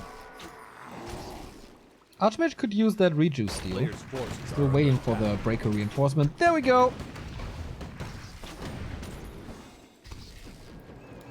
Staff out, and what was supposed to be a creep jack Yeah. goes into nowhere. Yeah. Effectively, Ark just ran across half the map and was then forced to run away. So that was a lot of time wasted. I never noticed that the footprints pretty much are different, and the Naga, like you see it now, it has no A footprints, player's but forces are under attack. She's got like the the tail, snake swiggles. wiggles. Yeah, pretty nice detail. The fiends also have that, don't they? They have these little sticky sticks. Ah, yeah. Snow prints. So much love for this game. Thorzain again, no tier 3. This time, no double sanctum, of course, as he has no expansion. Continues to play this one base. Consumables look pretty Player's poor forces on are both under sides, right? It's like nothing. Well, there might be a battle for the shop right now. Demon Hunter has Orb and Claws +9, packing a very decent punch now. Doesn't want to contest at the marketplace though. Is gonna go to the merchant. Some great items to be found here. Scourge Bone Chimes, for example. It's by far the best one, actually. And Ninehorn, also good. Exactly. Really? Picks it up now, +2 armor on everything. Level 3 and Roar being used. Fork Lightning, decent engagement by Arc, but still so much control for Thorzane. And the supply lead. He was the first one to break upkeep. Again, Roar casted, so it can't be stolen. Dealing nicely with the breaker. Good chance for Riju now. Sweet Fork Lightning in the back as well. And everything's so slowed. And Militia comes in. The rifle numbers are actually not too high here. Not too many left, so the DPS isn't that high. The Militia are helping out with that. One more bear is gonna fall. Both Nagas kissing each other right now, but one has to tuck tail run. It was a bad date. Has to go back to the shop. Staff is on her, so you can't save herself. Naga now for Thorzane, utterly surrounded as it seems, but opens up the way. Heal pot transferred, or Healthstone I think it was. With the staff out there, perhaps should have tried to hold that surround. The Invis casts are beautiful. Trying to get this Archmage who has a TP. Can he Invis cast this again? Doesn't even need to. Spreads the rifle so nice that the Demon Hunter can't really attack. Arc is not losing too much either. And now there's no Healthstone anymore. But again, Invis. Mana management on point. Slight supply lead only for Thorzane, but it seems like he has way more in this fight. It's level 4 for the Demon. That's nice for a lot more tankiness. But the rest of his units are in trouble. So is the AM, though, to be fair. Riju, very well applied, healing up these units in the back, and perhaps more kills up for grabs here. One rifle going to be sacrificed into the back, the other one also in trouble. Archers, way in the back, getting taken out as well, but that's only archers. Damn. Arc is having a good fight. Thorzane had a 10 supply lead. This is great execution. Staffs out this bear. Everything is hurt. Poison again applied. That's big damage. He can intercept this Archmage and threaten the TP. Mana burn! Whoa, that came out of nowhere. Is there enough damage for the Naga herself? Yes! Thorzane is losing a hero. Thorzane is losing the fight. My goodness. Arc. Out of nowhere. Yeah, great engagement right there. I think Thorzane was a little bit too heavy on sorceresses. His rifle numbers seemed rather low. The bears were surviving a really long time right there. Maybe Thorzane also a little bit too brave. Maybe it wasn't necessary to hang in this fight for so long with the heroes being so low.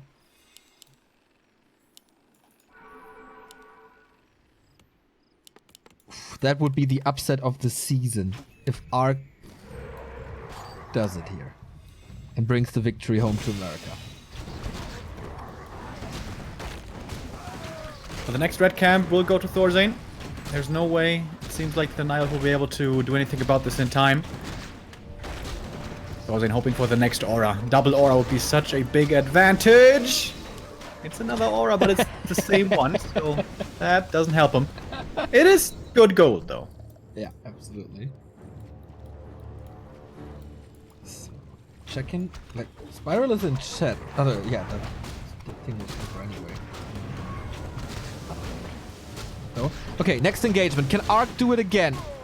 It's the same supply numbers than before, but 2 more spots for Thorzane. And that is again the Scroll of the Beast. He has no wisps nearby. Heavy on bears, so minimal dispel for Arc.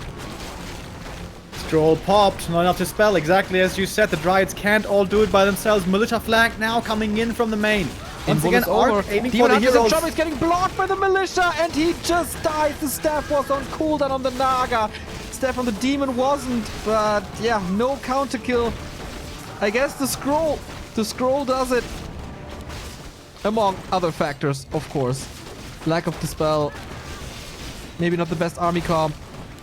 And Thorzane doing a great job once again. Naga, Invis cast, of course. He was waiting for that. Surround. Always ready to save the hero that way. Now going for his own surround here on the enemy Naga. And there's no Invis save for her. She's going to be falling. And that must be the game now. Thorzane was brought to the brink. Good game by Arc, but it's still a 2-0 for the Swede in the end. Absolutely. So we have a 6-6. Every single one-on-one goes 2-0, with 2 victors on the Swede side and 2 victorious players on Team DuSt. This means the 2-2 will decide it all and conclude this clan war. It all comes down to Hitman and FK versus Thorzane and Starshape. But let's give it up to Ark. His very first clan war performance in W3IL ever. He was up against the strongest player of one of the strongest clans. Game 1, okay, that was a throwaway game. But on NI with the Demon, that looked really, really solid. Yeah, absolutely. Was expecting that to be much more one-sided after game 1. So, good effort. Kind of like, I guess, Mad Frog a little bit earlier. But yeah, the favorites do prevail here. The favorites do go through his story so far of this clan war. 2v2 coming up now next to decide everything. Do we have a favorite there?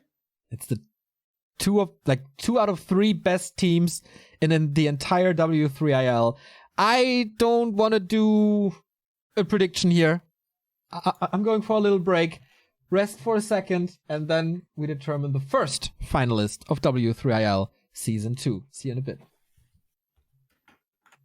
We're heading into our last series, that's for sure. W3IL semifinal number 1. We will have the conclusion here in the 2-2. This will determine the first finalist. It is Team DuSt, represented by Hitman and FK, versus Team Sweden, that is just called Thorzane, and Starshaped. And we have 3 players in the lobby, and you 2,000 wonderful people can take a guess who's missing, because it can only be one guy. It is the Mr. Star-Shaped. Absolutely. I wonder, at this point, is he doing it sometimes for the memes, maybe? Yeah, he's just to annoy me. Maybe he is. Absolutely. Seems like a patient man whenever we talk to him. He's a teacher. Hitman, not so much. No. He's spamming the chat right now. We have a little result from the other clan war. UMAD, Terra taking the lead with 1-0. That means match points for UMAD, as it's now 6-4. If Terra wins the next map, UMAD is through, and Oceanus, the reigning champion, is eliminated. And Starshaped is rebooting, by the way, so this might take a second. So, pretty close there as well. But UMAD looking really good right now. Terra, yeah, one step away. Yeah, UMAD was looking very good throughout the entire season. Like, really, really, really well played. They have a great lineup, of course. With the addition of Cash earlier this season. With the rise of Terra. And seems to be one of the most dedicated teams as well. Like, a lot of these teams, sometimes one play day here or there, the A gang isn't playing because some people cannot make it. But for UMAD, it seemed like every time it's the top 4, which is She, Cash, Terra, Sonic. Or Maru. He's benched today, or only playing the 2-2, but he's improving as well. Yeah, but he's not. I don't think he's quite on the same level. No, as that's the other true. Guys yet. They have a big team as well. Mr. Winner in there, for example, Bizarre. So lots of alternates as well. But the A gang is looking pretty strong here. Thank you, Relaxed Game, for the 100 bits, and Coiler85 for the 7-month resub. Dude, I'm so excited for this 2-2. Always have been a big fan of this game mode, and these two are gods in Europe, or in the West at least. What are their scores actually? Let me see. Thorzane is undefeated in 2-2. Not always playing with Starshaped, sometimes with Fra. But yeah, they won every single one against Maru and Cash, against Boca and Poe from Firestalkers. Oh no, actually they lost once. They lost once, and guess to who? FK and Hitman in the clan war in the group stage. Oh boy. Mm-hmm. FK has played this 2-2 twice and won both games. So who's going to carry harder? Is it going to be Hitman or is it going to be Star-Shaped?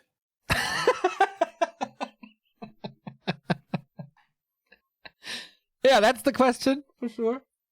I love how he can keep a straight face. I didn't see it until you already laughed.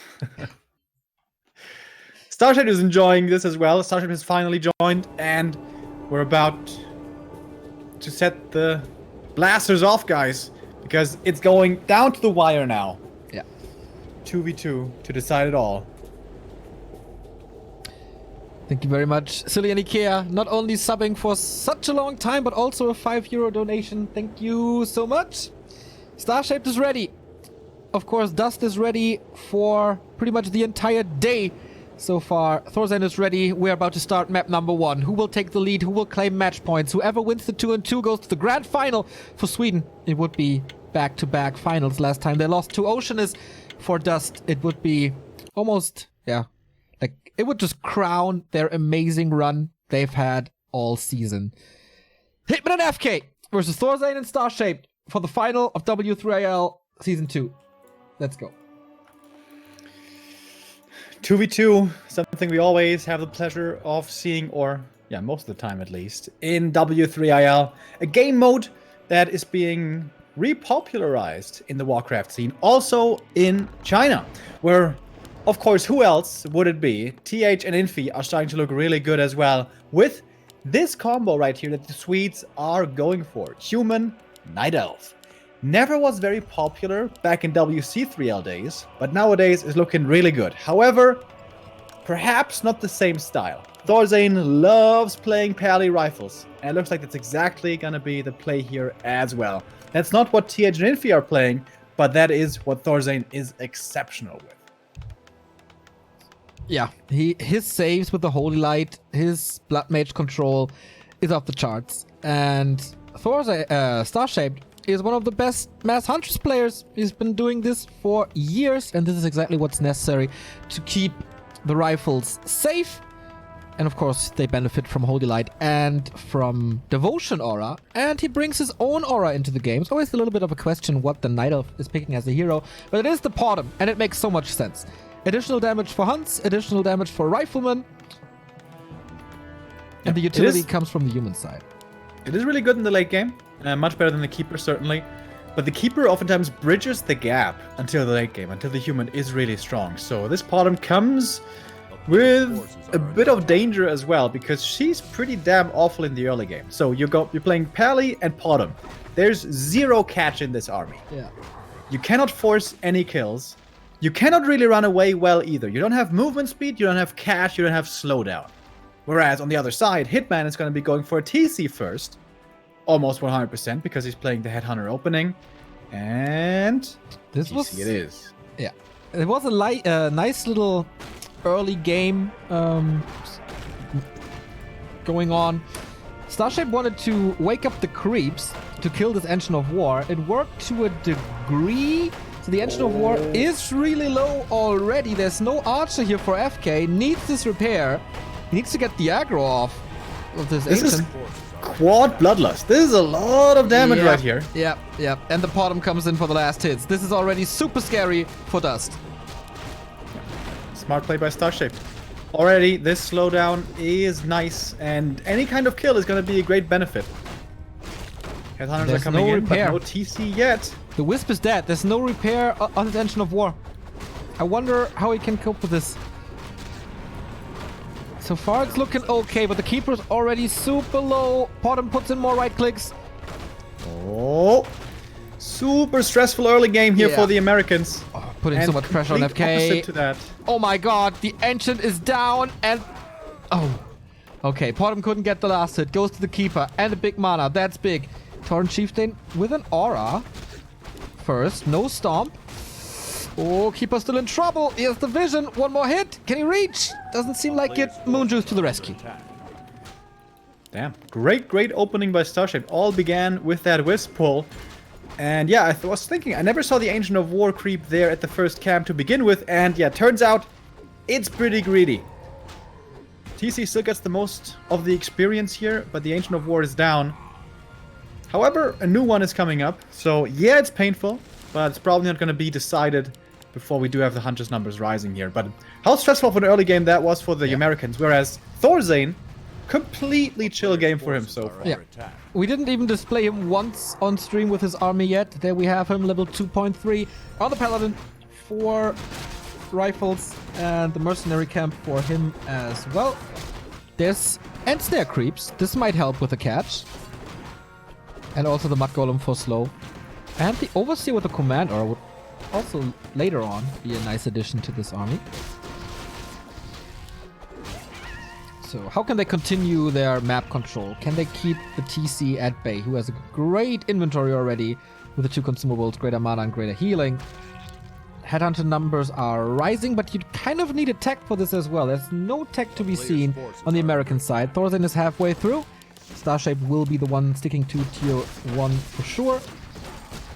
And there's no aura. There was Owl first for Starshape. So no Searing Arrow, no True Shot aura. This means the Portum has to play a little more defensive, a little more creep heavy, stealing experience away from the Paladin as well. There's combined creeping. Needed to do that though, needs to get the aura unlocked here, otherwise she is pretty underwhelming. So pretty heavy creeping here in the beginning. Not the greatest for the Keeper and the... Well, for the Portum actually it's okay, but especially the TC. TC we have seen carry games single-handedly, and look at his inventory. Big mana, Pendant of Energy, big healing, also very good. And with the Stomp plus the Entangle, it's much easier for DuSt right now to find kills, so I think the Swedes are retreating smartly back to the main. Yeah, waiting for tier 2. The Blood Mage can be a nice counter to the TC, but with this inventory, rather hard. Heavy tier 1 push coming for DuSt. FK in front, Keeper might retreat a little, throwing the Entangled. Starshape is ready with the Dispels, both bringing Wisps. What piercing damage range unit is gonna be better? Not waiting for the level 2 Storm. That's his kill, but there is Detonates now, soon. Oh, Storms everything and takes all of them out. No mana burn at all on the TC.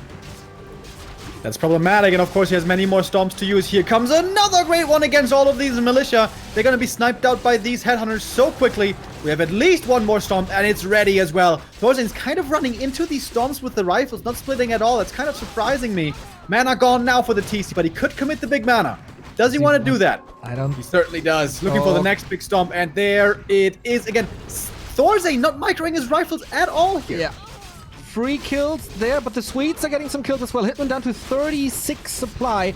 These Headhunters, of course, rather squishy. Another Stomp. Does he have the follow-up damage? FK jumps on them. Level 3 for the Keeper of the Grove. Gives him another Entangle. Might be able to go for a hero. No, decides to go for the safer kills. And that is the Rifleman again. Thorzen down to 37. It's super rare to see him struggle that hard in 2-on-2. Starshape down to 32 as well. Rifles just keep on falling. And FK having a great Huntress control, saving most of them. And in this game, the blocks don't work for Thorzen as well. Level 3 on the Portum now. That's great, but the aura is not Stomp great. again. It keeps happening. Hits so much. Walks into these Stomps over and over. Very uncharacteristic for Thorzen. And the next Stomp is just lined up. Boom. There it is. Yeah, that was all the mana. That was a lot of Stomps and a lot of damage and a lot of stun and a lot of kills. Now the mana advantage is on the side of the Swedes. Portum dancing around the surround. Starshape gotta get out of there. Bloodmage also dropping pretty low. Siphon now coming in, giving it over to the first hero, the Bloodmage. Oh, finds himself on the surround. Can he save him? I think that might be a little bit too much damage. One Hoylite is there, yes. Invul as Almost well. getting out, but not quite. Nope, can't. Saves the info for the Paladin. And now DuSt is bloodthirsty. The early looked great for the Swedes, but man, did this push surprise them or what? Detonate finally hitting, not being stomped before. Thorzen, Starshape, what does he have left? 28 supply. It's all Thorzen at this point. Oh my god, this TC's 4.5, dude. They have been getting so many kills, it's ridiculous. Portum about to die here as well. Starshape losing another hunter. This focus fire from the Headhunters is wrecking the hunts, and the rifle numbers just aren't there anymore, or are they? Aren't the Swedes a little bit too aggressive? Like, why are they so willingly engaging into this over and over again? They obviously have the inferior numbers. Big mana potion was so big.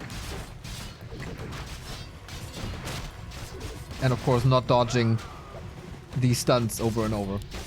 Paladin has 2 more Holy Lights. Another Headhunter falls. Can he commit to a Paladin hero kill with a big Invo Potion on him? That would be a brave little move. At least triggers it. Yeah, that's not too bad. Triggering it here already. But it's only Thorzane fighting with his handful of rifles. He's fighting against 2 armies at all times. Starshard has 25 supply only. That's really not much. The aura is being provided, of course, by the bottom. Is this fight ever gonna end, dude? I don't know, man. The TC is close to 5. Of course, he's only a big grunt at the moment with an aura. Maybe you should go for Endurance Aura 3 as the Blood Mage is so effective against him. Once the Blood Mage arrived, the TC never got his mana again. And that's the key to the late game. Blood Mage control, TC shutdown. I don't think it would be a bad choice to go Aura 3.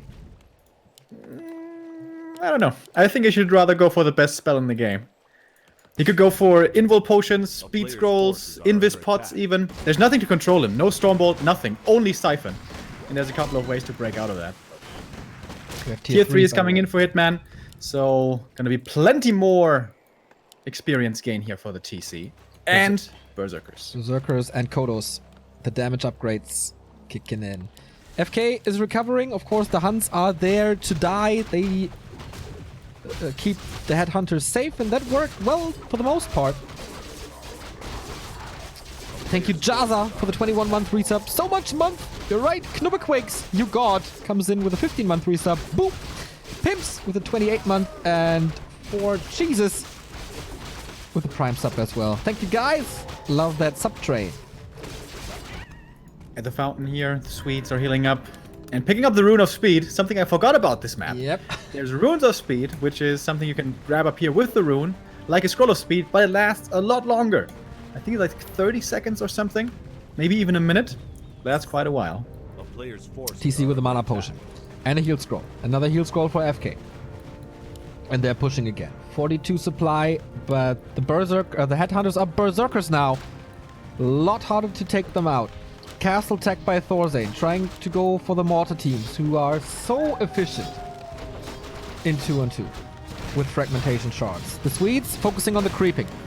Level 4 Potom, level 3 Blood Mage, level close to 5 Paladin. But damage is already in their base. This null taken overseer. out. Engine of War taken out. Starshape TP's in. That doesn't look like much at all. And Nope. Thorzane's army doesn't look like that much either. Nope. Love this Null Overseer. The extra damage on Hitman, and that does still stack with the Kodo aura once the Kodo comes in. The front line and the back line is way bigger for DuSt. The DPS is quite significant. TC looking for the next stomp. That's more kills. He is getting drained, but still the kills are happening in the meantime. Level 5 for FK. Is no level 5 bottom. Here's the next stomp. Again, no damage. 5 seconds stun. And the Blood Mage Siphon is just not there yet. He's getting stunned again. He's going for the Blood Mage. There is an Ankh, but he's in the middle of everything. Holy Knight, big. All the damage is on the Blood Mage. Banish. Wow. That cost TC some has time. no mana anymore though.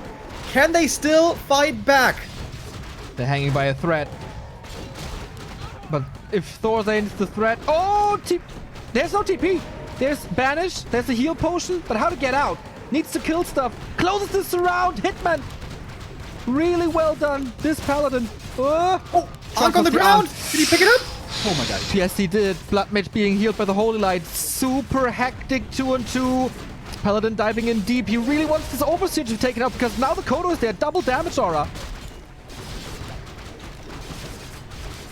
Still tons of DPS from these Berserkers. More and more Siphon coming in. Pally in trouble, but has the Ankh here, remember? Starshape has like combined, what, 200 HP or so. Kodo's dead. Paladin is soaking up the damage. Hitman, do you want to commit to a surround? Doesn't seem like it. 42 for Thorzane. 50 still for Hitman. Starshape at 36, and he gets the surround, and he gets the Paladin. Is there a way out this time? He's banishing again. Surround opened up again. Oh. No way he's getting out there. No way he's getting out there. Speed Scroll committed, and the big axe of the TC decapitates the Paladin. Level 6 now, and that must be game. These saves on the Null Overseer by FK, by the way. Gold. And now they have enough. FK has nothing left either. 20 supply for him. True. It's like It's all Hitman. the hero and the overseer. That's it. Hitman, he still has a decent army, but no mana anymore. No stomps anymore. Rifles versus berserkers. What's stronger? Should be the rifles, but can the TC get some mana back? Then they could decide this game. But they're backing off. Yep, they can just fall back. And because of the Orc tier 3, it could be Tiny Great Hall time now. Potom got level 5, by the way.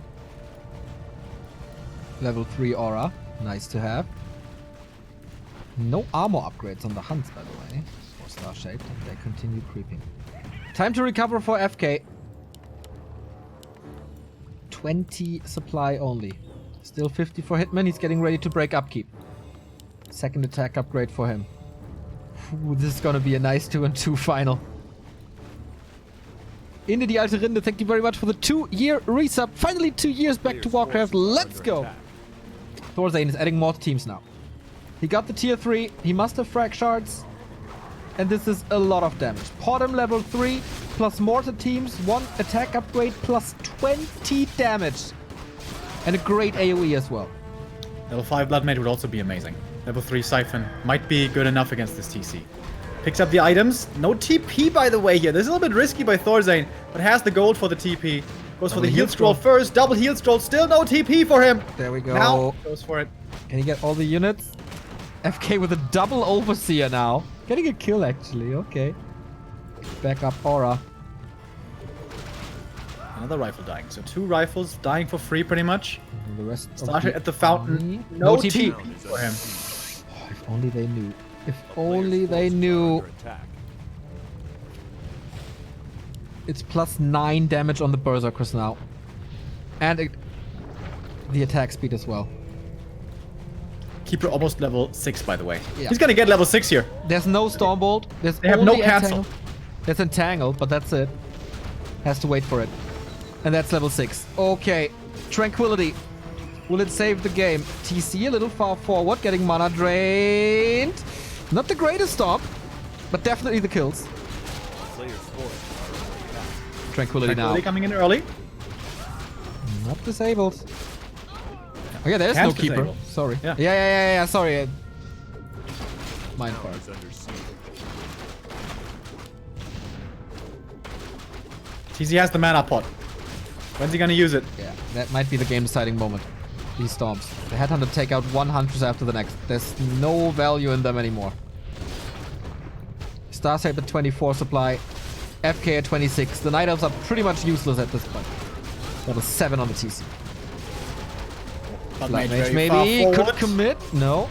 Oh, Pendant of Energy on the ground. Bravely. Massive stomp. Okay, that was the moment. That was the last stomp probably of this push. Siphon coming in right at the perfect time. So stressful. These mortar frag shots, by the way, are great. And there's no mana for Tranquility anymore. Sweden is turtling. Turtling hard, dude. More teams from the back. It's like siege tanks sitting Yeah. behind the wall. Yeah. Can they hold off this onslaught? Hitman is breaking up. Keep at 52 now. TC diving again.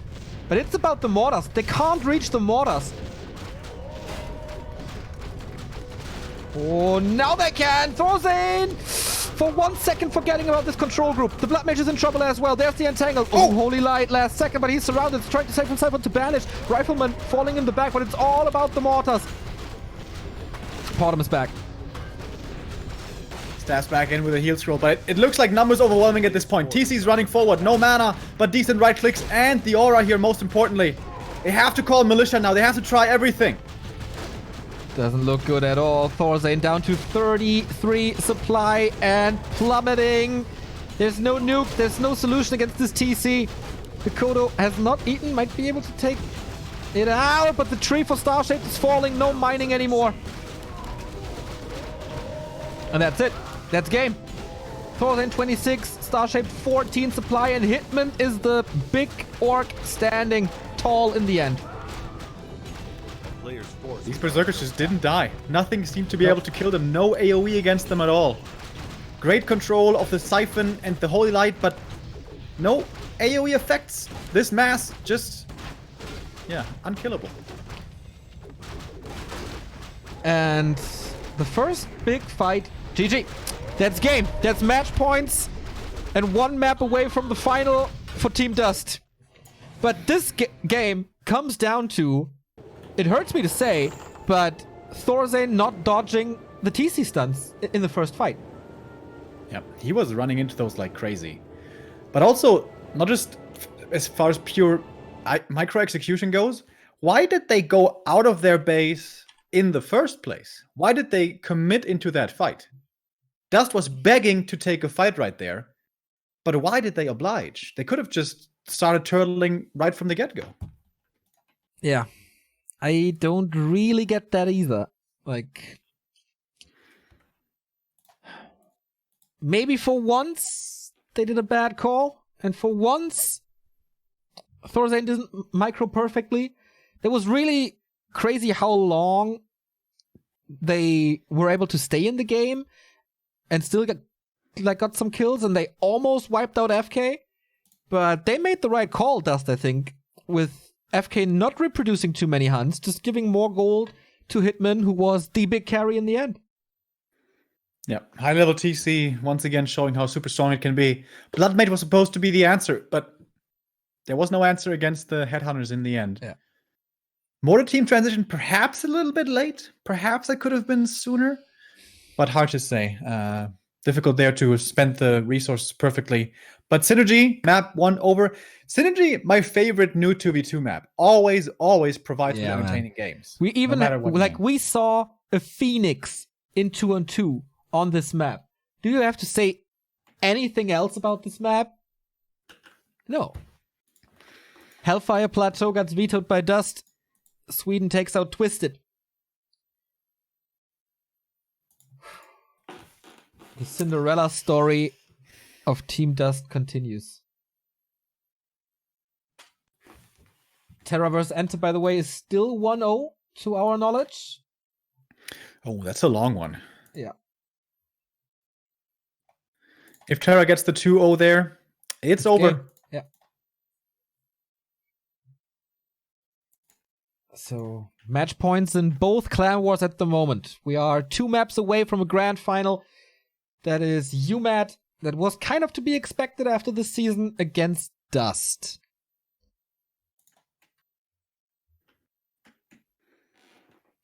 Thank you, Jafar, for the 8-month resub. Thanks for streaming. You guys rock. Thank you very much. Do our best. Feather will out as well. Unfortunate that Hellfire is also vetoed, another fan favorite, at least one of my favorites in the 2v2. Just because of the mushroom trees. That's because of the crazy creep camp. You remember with like the parasites? Yeah, where like 50 supply armies died to the creep camp before people knew about it? Yeah. So LT also vetoed. Means we're left with Turtle Rock and Nullwood. Star-shaped needs a moment.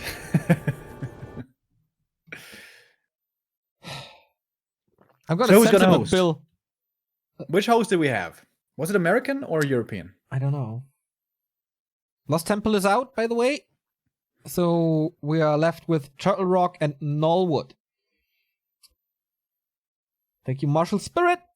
Shout out to South America, if I'm not mistaken. Always enjoy your streams. Don't ever go. Thank you for the 13-month resub. We have no plans to go anywhere.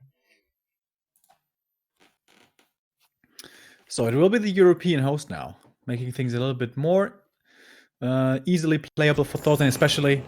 To be honest, with Potom Hunts, it's not that complicated to micro, but the Pally rifle style with the banishes and the siphons and the holy lights and the kiting, that is pretty tough to keep all on track. And as you said, that really wasn't microed perfectly there in the first beginning of the fight. Not even close, to be honest. Which is so unusual to see from Thorzane. Just earlier in his 1v1, once again, his control was ridiculous. Yeah. As it normally always is. Thorzane needs to keep it up, needs to step it up a little. It can't happen again. Or Sweden is for the first time not in the W3IL Grand Final. Same goes for Oceanus, who seemed to struggle a little at the moment. Enter 1-1 versus Terra. Okay, I take that all back. Thank you, Spiral, for the live ticker. Sick comeback by Enter. He's seriously, like, when the life of Oceanus is on the line, it's always up to Enter to keep them alive. And he does a great job. That's cool. So it's going to go to 2v2 there as well, 100%. Yeah. No matter Then, how of course, it goes. we will try to grab the games.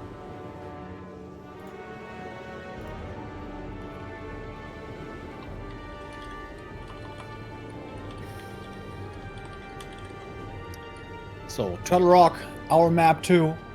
Always interesting how this game, this map turns around. We used to have in the 1v1 map pool, was removed for good reason. Was rather imbalanced in a lot of matchups. But in 2v2 we still have it. And yeah, in 1v1 it always used to be like really big map with tons of creeps. Oftentimes super late game scenarios. In 2v2, it's one of the smallest ones. Might actually be the smallest one. You always have issues finding decent levels if you want to go to triple hero especially. And also based very close to each other. A typical push map, which is kind of what DuSt was playing actually. Get the TC level 3 and then go for the fight. Didn't even wait for the berserkers. Showed the confidence, right? By DuSt and by Hitman. Saying, okay, it's time to go now. I don't even need tier 3. Had crazy inventory, to be honest. Big mana and a pendant that is like the absolute dream. Right. Little mind games going on in the lobby right now. Hitman and FK picking blue and yellow. Swedish colors. Thorstein sticking with red. And we are still waiting for Starshaped, who has all the time in the world. I think I will send him a bill for all the viewers that run away because of his absence all the time. How are you going to calculate that? Do you have an equation laid in place? Of course.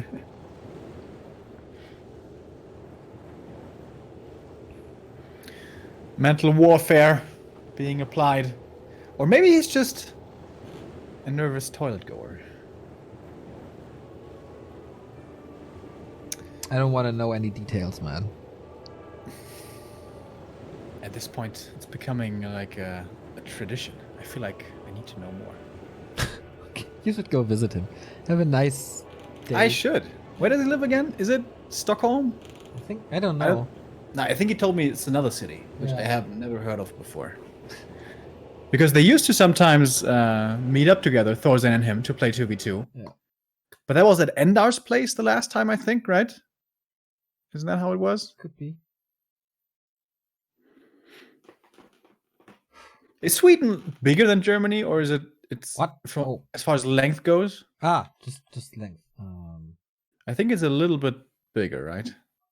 From end to end, I believe. No. Is it?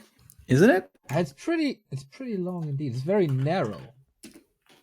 From north to south. I don't know. We know nothing about. Oh yeah, it's a lot longer than Germany. It's almost twice as long, actually. Damn, they didn't have that so well in my mind. Normally, I'm a big fan of geography. Not you, Neo. No fan of maps. Dude, that was my favorite thing to do. One of my favorite things to do in school back then. A long time ago, we had this big atlas, and I would just stare at maps oftentimes. When the subject was boring, didn't want to pay attention. Maps, that's what I like. Thorstein's finally here, and we're finally continuing with map 2. Thorstein was actually the first to join. Remo, of course, yeah, talking Starshape, about of course. Starshape. We have match points. The miracle of Team DuSt, from being relegated into Division 2, being resurrected by the demise of MTW into the grand final. This is one of these clan war stories that happen in Warcraft 3 and that make not only this league so good, but the entire clan war structure so good. It's up to FK. It's up to Hitman. They're spawning in the blue in the north of Turtle Rock. We have a Headhunter build confirmed once again. The Swedes, their life is on the line. They need to win 2 maps in a row, and then they're in the grand final. If they lose one, they're out. Thorzain actually like not to going see- for pally rifles. Yeah. Just standard AM play. Which means you can go for breakers, which is a lot better against TC. I'd like to see Keeper first here, by the way. For Star-Shaped, I mean. Just to apply a little bit more pressure. Demon Hunter! Well, how could we forget about him? He is the best counter against the TC first, isn't he? That is absolutely correct. Yeah. So... Can he... yeah, I think with the TC being a melee hero and the Demon Hunter always being in range, it should work. Yeah. How do you And like if the they lanes, just- by the way? It's Human Night Elf and Orc Night Elf. Like on Synergy, this is pretty much the exact opposite of Synergy, where you constantly run around together, the bases are super close to each other. Here, it's oftentimes like split pushes and skirmishes on the lanes one-on-one. Until there's one big combined push. And normally, His forces are under attack. one player is going to be creeping, one is going to be harassing, right? But might be the Swedes actually both interesting creeping. So which would be the better target for the Keeper to harass? Probably against the Human. But whether you go against Human or Night Elf, like, neither is really great. Like, maybe you kill a Peasant, okay. Or you kill a Wisp or one Archer. It's not really that big of a deal. Like, I think this Keeper, regardless of where he goes, won't be achieving that much. And the Keeper's really a little late to the party. He knows where his opponent is and he's harassing the Night Elf. But he has to run across the entire map, arriving late. And with that safe creep spot for Starshape, close to 2, circlet, nice find. Thorzain as well with the circlet. Players' forces are And now under they can attack. creep the turtles in front of their bases. Rather easy. TC. And that was... Wait, double barracks right away. Town is under siege. Okay.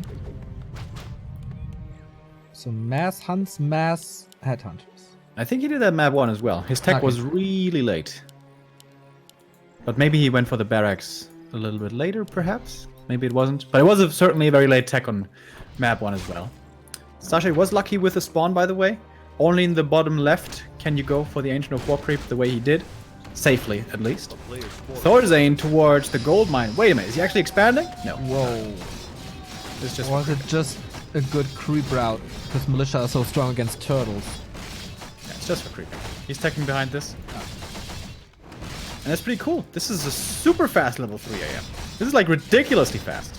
And it's also like not 100% safe, but it's definitely safer than the shop. What the TC is doing. And it's only not safe if the orc comes in to say hi. But you know he's playing TC.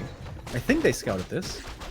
Or at least they certainly expected. players' forces Would have loved for the Demon and AM to join forces now. And perhaps that's what they're gonna do. Thorzain going towards the main. Still no tech happening here. Hitman stuck on tier 1 only, but he has a lot of headhunters. Question is there a defend for Thorzain? It's coming. Okay. Close to done, actually. 70%. That will change a lot. It's great against burrows. It's great against headhunters. Hunters are coming. FK to the rescue. Can't really do too much damage, but now defend is here. Oh, Archmage being entangled, being blocked. The TC is super low as well. Headhunters are falling. And Not getting that surround hurts. If they get that surround, they force the TP. Yeah. And with that, the pressure is off of Hitman. But now the pressure is still here. And this The block. doesn't feel good. Oh, this block feels good though. Thorzain found his mojo back apparently. The players' forces are under attack. Yeah, this style makes so much sense against the TC, actually. Go for the level 3 AM quickly, put on pressure, back it up with defense footies, and the Demon Hunter is going to join you as well for a bit of mana burn. Speaking of Demon Hunter, kind of surrounded. Oh, readjusting. Nope, going for the archers now. And nice Shadow Melt by FK as well. Starshaped a little too late with that ability.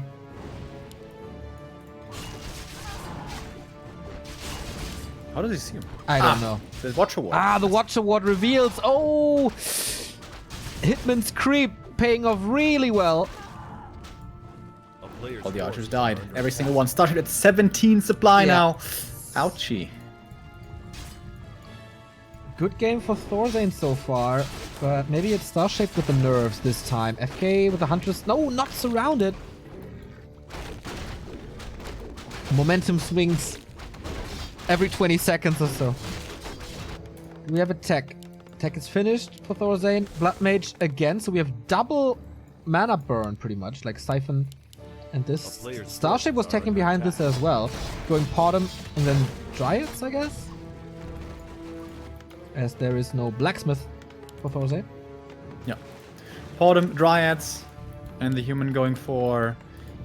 I would like to see only very few rifles if he even goes for them at all. If he just goes Breakers and then ranged army behind, yeah, I like that. Double Sanctum, Breakers coming in. Yeah. Super hard countering this TC. Double mana burn and Breakers. Yeah, this is gonna be a rough game for this TC. He can't really carry anymore against this. So what can? And FK staying on hunts, by the way. Yeah. They are gonna be out-teched really heavily here soon. A player's forces are under attack. Great reaction by great 2-on-2 mines. And maybe a little one-dimensional for DuSt, as they're playing pretty much exactly the same. Despite this being a very different map. Yeah. And they're getting hard countered here so far. The TC at least did get to creep level 3. Wait a minute. Are they actually trying to go for a big attack? They get items. TC is going. This looks like an anti-timing right here. A town is under siege.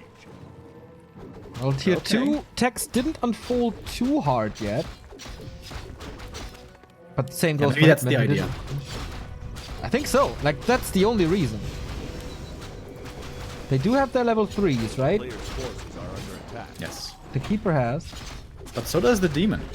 So mana burn gonna be really good. One Against hit. this TC especially. How much damage can they do? Sweden arrives to defend. Got some pickoffs here. That was nice. Potom adds to the damage, but damage is really low for Sweden.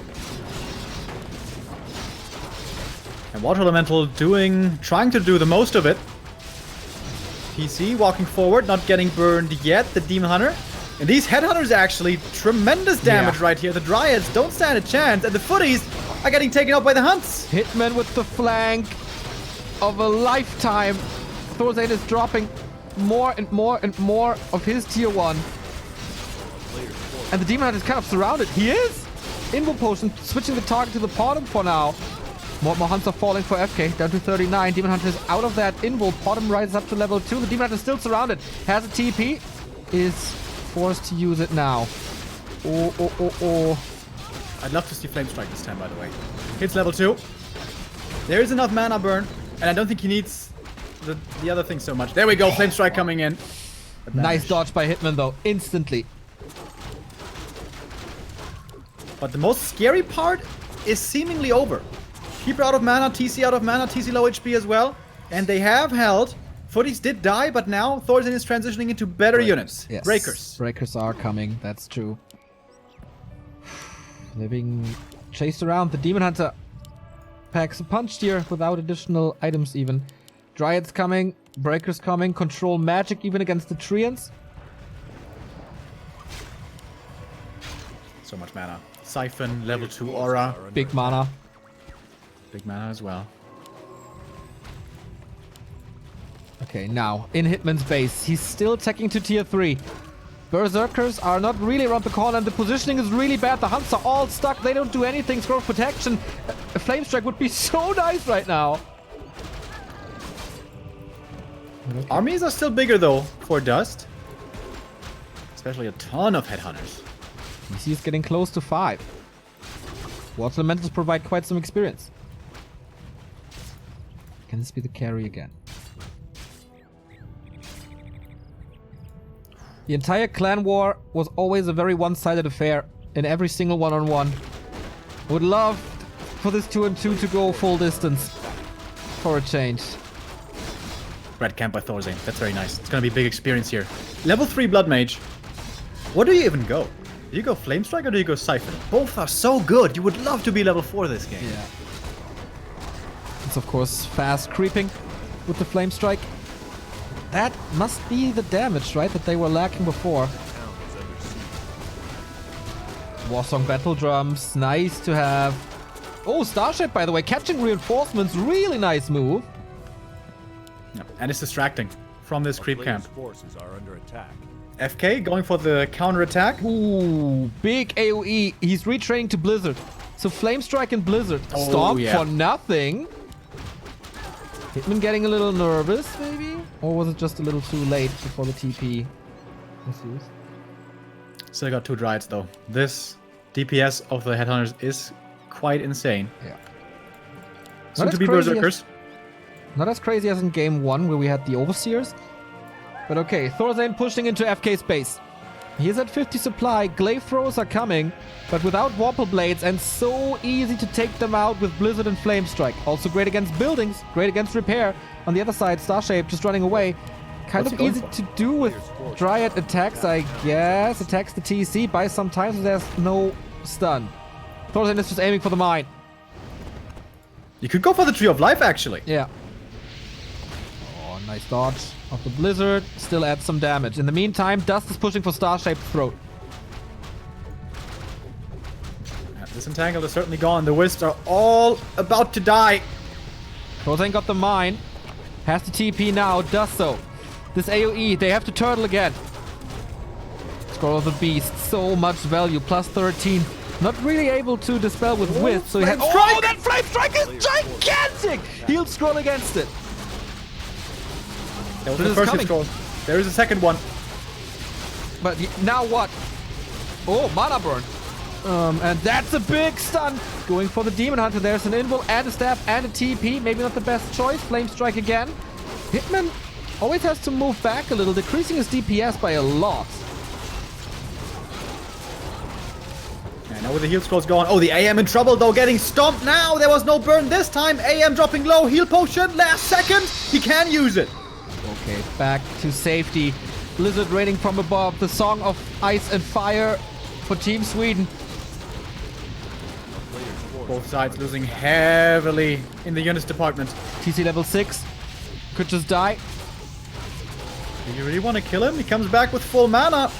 Doesn't feel good. Let me just moving forward. Level 3 on the bottom. TC left alive because of Resurrection Ultimate. But Sweden has weathered the storm.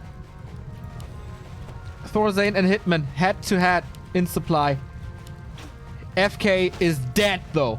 13 supply left. Oh my god. That's it. FK is pretty much wiped out. That Coda would be a nice snack right here. Hitman is begging for the kill on his TC. Heal throw doesn't do much. And here we go. Ice and Fire. Blizzard Flame Strike. Tons of AoE. Archmage though, AM. out of position. There's no saving him, is there? TP transferred. Okay, oh no, that's not. There was there a staff? Oh yeah, it was ready. Also an invul. Archmage out. The Song of Ice is no more. Level 4 Blood Mage now though. Also pretty good. Yeah. Second coming in again. Keeper coming in. No mana.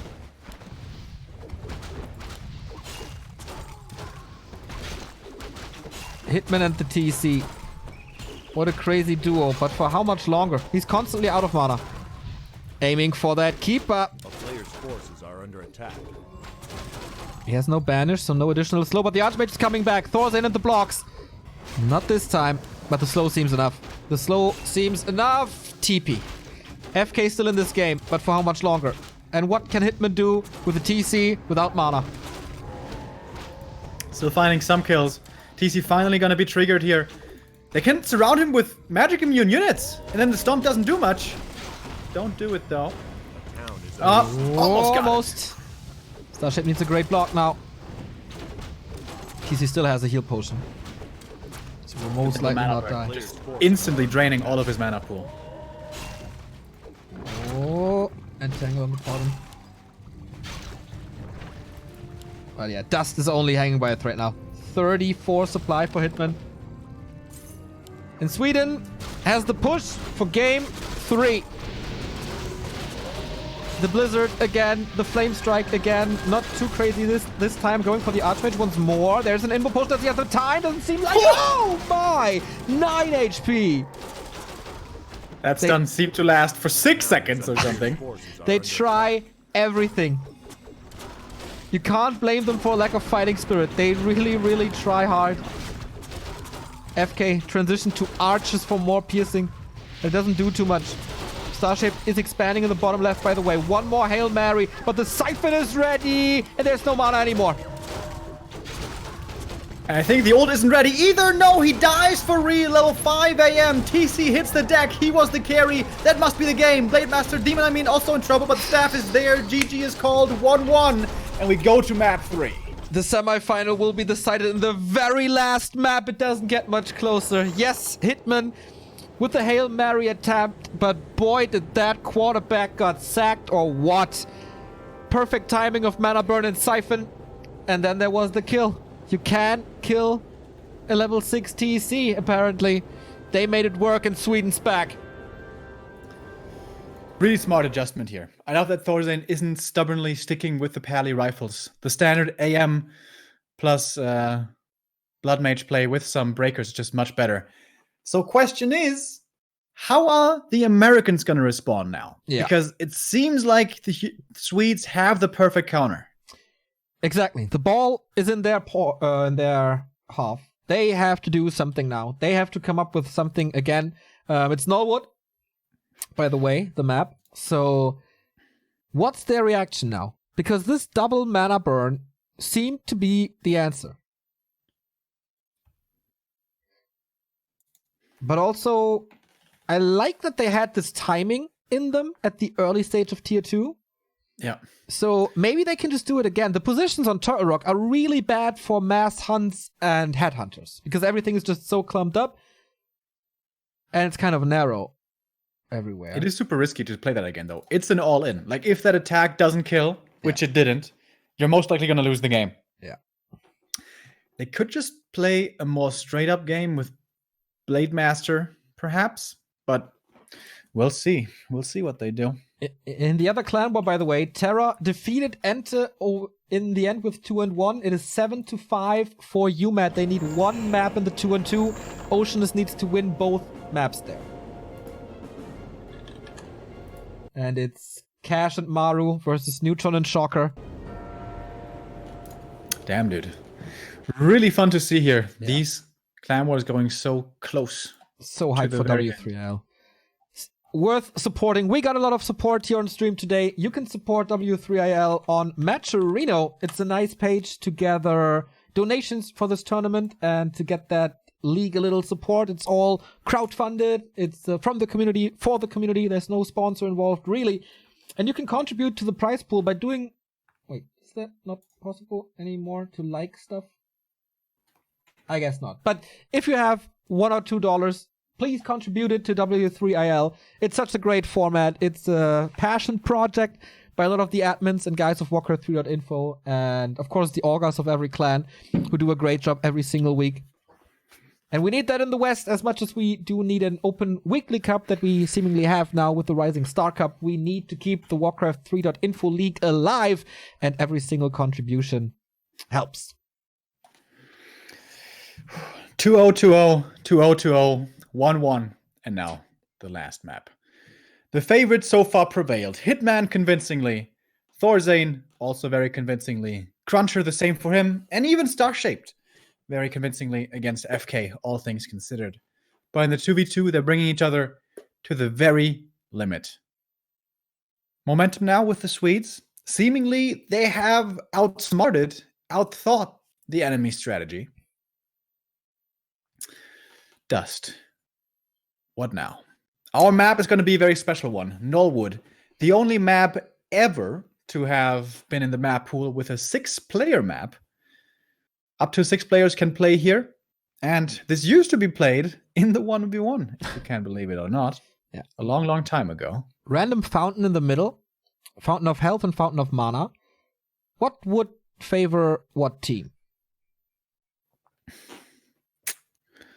I always feel like Health Fountain is really good for the team who first claims map control, go creeping aggressively, and then look for a push, fall back to the fountain, push again. Mana Fountain can be really nice for mana-reliant heroes, but it's also time you're just standing there and not doing anything else. Okay. Who will be the first team in the W3IL Season 2 Grand Final? This map will decide it all. The decision will be made on Nullwood. Thorstein and Star-Shaped for Sweden versus DuSt, FK, and Hitman. What can they come up with? Will they stick to their guns like true Americans? Off we go. And we don't have pure cross. We have close positions between Thorzane and FK. Close positions can be extremely dangerous, especially for orcs, with their bases being so fragile. Human bases, certainly not very fragile. And Night Elf bases, not so much either. So it's most importantly Hitman protected, and that's the prime objective here, or the prime wish for the beginning spawning locations. And we were thinking, Hitman, is he going to switch it up? Is he going to go more standard into something like Blade Master Grunt play? And the answer is no. Going again for the TC Headhunter build. Same for FK. Having trust in the strat. And Thorzane not going for Pally rifles. Archmage build again. Star-shaped. No Ancient of War yet. So, is it the Demon Hunter again? Are they both sticking to their winning strategy? It looks like it. Demon Hunter, Archmage versus Keeper, TC. Okay, the two winning strats against each other. What will prevail? Do they have a better timing? Is the map just more favorable for hunts and headhunters? Yeah, what was really nice on Turtle Rock for the AM was that really fast level 3 creep. That is very hard to make work here. Oftentimes we see Night Elves going for the Ancient of War creep at the Mercab, that's big experience early on. And it's actually perfectly between the two bases, so I'm very surprised Starship didn't go for that. He's going for that Huntress opening instead. FK scouting for the Ancient of War creep, sees it, not available. So yeah, AM hitting level 3 that early won't be so easy. TC, I guess you can say the same for him. He won't be able to creep so easily early on. But once you have like 7 headhunters, which with double barracks you quickly get to, you can creep anything. So this, creep-wise, might be favoring Hitman, actually. Right, we have the first contact in the middle. FK versus Thorzane to start this off. Again, the fast double racks, double AOW. 4 production buildings for DuSt. And hyper aggression. Level 1 AM plus Demon going into the main right away, canceling the first Ancient of War. Wow. Delaying the mass hunts.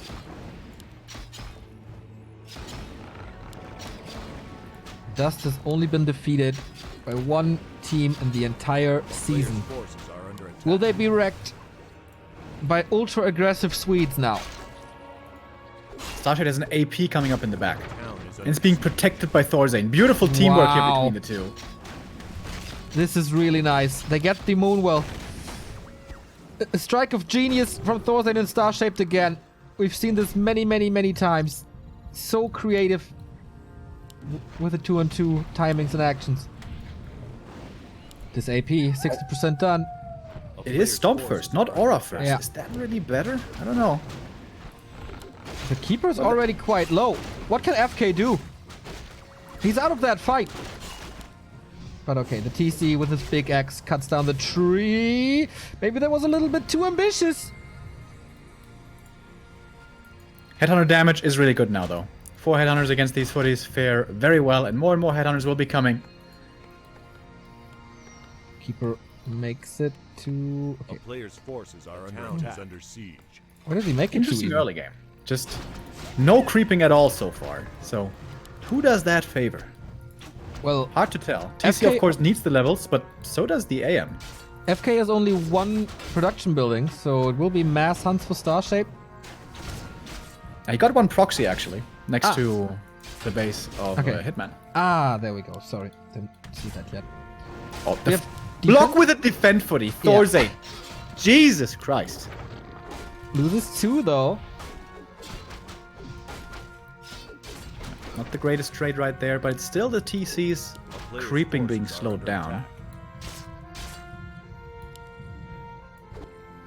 Okay, tech by Star-Shaped again at 50%. Thorzane done with the tech already. For DuSt, no tech happening and no mass happening. I think if this early tier 2 push, or this early orc tier 2 push was the strategy for DuSt, Sweden found the perfect way around it. Oh, did Starship just steal this? Under attack. No. Okay. It was quite close though. Oh, once the circlet gets punished. Getting surrounded there. Hitman nicely paying attention. Bomb. Shouldn't TP for this, I think. He does, though. Okay. Oh, still lose the Huntress. Ouch, that hurts. That hurts a lot. TC level 2 now for the Aura. Archmage only level 1, no brilliance for him. FK is only at 35 for now. Hitman at 36. We see the Blood Mage again for the Siphon. We see the double Players' Lures again. forces are under attack. No part of me yet. And of course the only big anti-air is the Headhunters, and with that the American claiming the Red Drake. Going for the aura. Sobi Sobi Maz instead. Also nice. at level 3. Demon Hunter Is it no the push? TP. Demon Hunter no TP against level 2 Storm. That's risky. That's really risky. The players' forces And are if he gets creepjack here, Starship has to be quick to react. Yeah. Oh, ships in the night. Level They 2 for the split- AM finally. They split in a way, like the only way where the Demon Hunter is safe. But now he gets found. This army is ridiculously small. It's 29 supply. And FK is finding Thorzane as well. A push for the grand final. 40 supply for Hitman. 40 supply for DuSt. For FK. This is tier 1 only. There's no transition here for the Americans. Nope, This is it's all in. super all in. They put it all on the line with many, many, many towers. 4 APs in the works. FK is protecting against the backstab of Thorzane, mana burn on the TC, but there's no Siphon here. There's a lot of Storms, especially with the Sobi Mask. This needs a lot more mana burn, and Thorzane can't reach. town is under siege. Maybe at one point he has to TP into the base to combine forces. Caught him for a little more damage, but nice protection by FK and Hitman going for the Demon Hunter now. As I said, there's no TP. Starship about to lose the first hero. There's no staff. It's on cooldown. The Demon Hunter falls. Players' forces are under attack. And we said it earlier, should he really have TP'd out of this situation earlier? Not so sure. Frozen is Oh, trying maybe it's everything. getting cancelled though. One gets cancelled. Second one looking okay. It was a level 2 Demon Hunter, so it will take some time. One of the Ancient of Wars go down, and the APs are... One comes up. But Thorzane, what does he have? A level 2 Archmage and a Blood Mage. This pure mass seems to be overwhelming. Hitman is losing a couple of Headhunters, but so is Starship with the Hunts. Town is under siege. Super rough. What to do now? So many Water Elementals, but only as long as there's mana. Level 2 Blood Mage. Is it time for the Flame Strike again? Could start to turtle. And Flame Strike, of course, great against... Whoa, that was a big one! Speed Scroll a little too late. It's, of course, great against towers as well. But now, Thorzane has to run. Gets this around on this breaker. Nice pick off. Close to 4.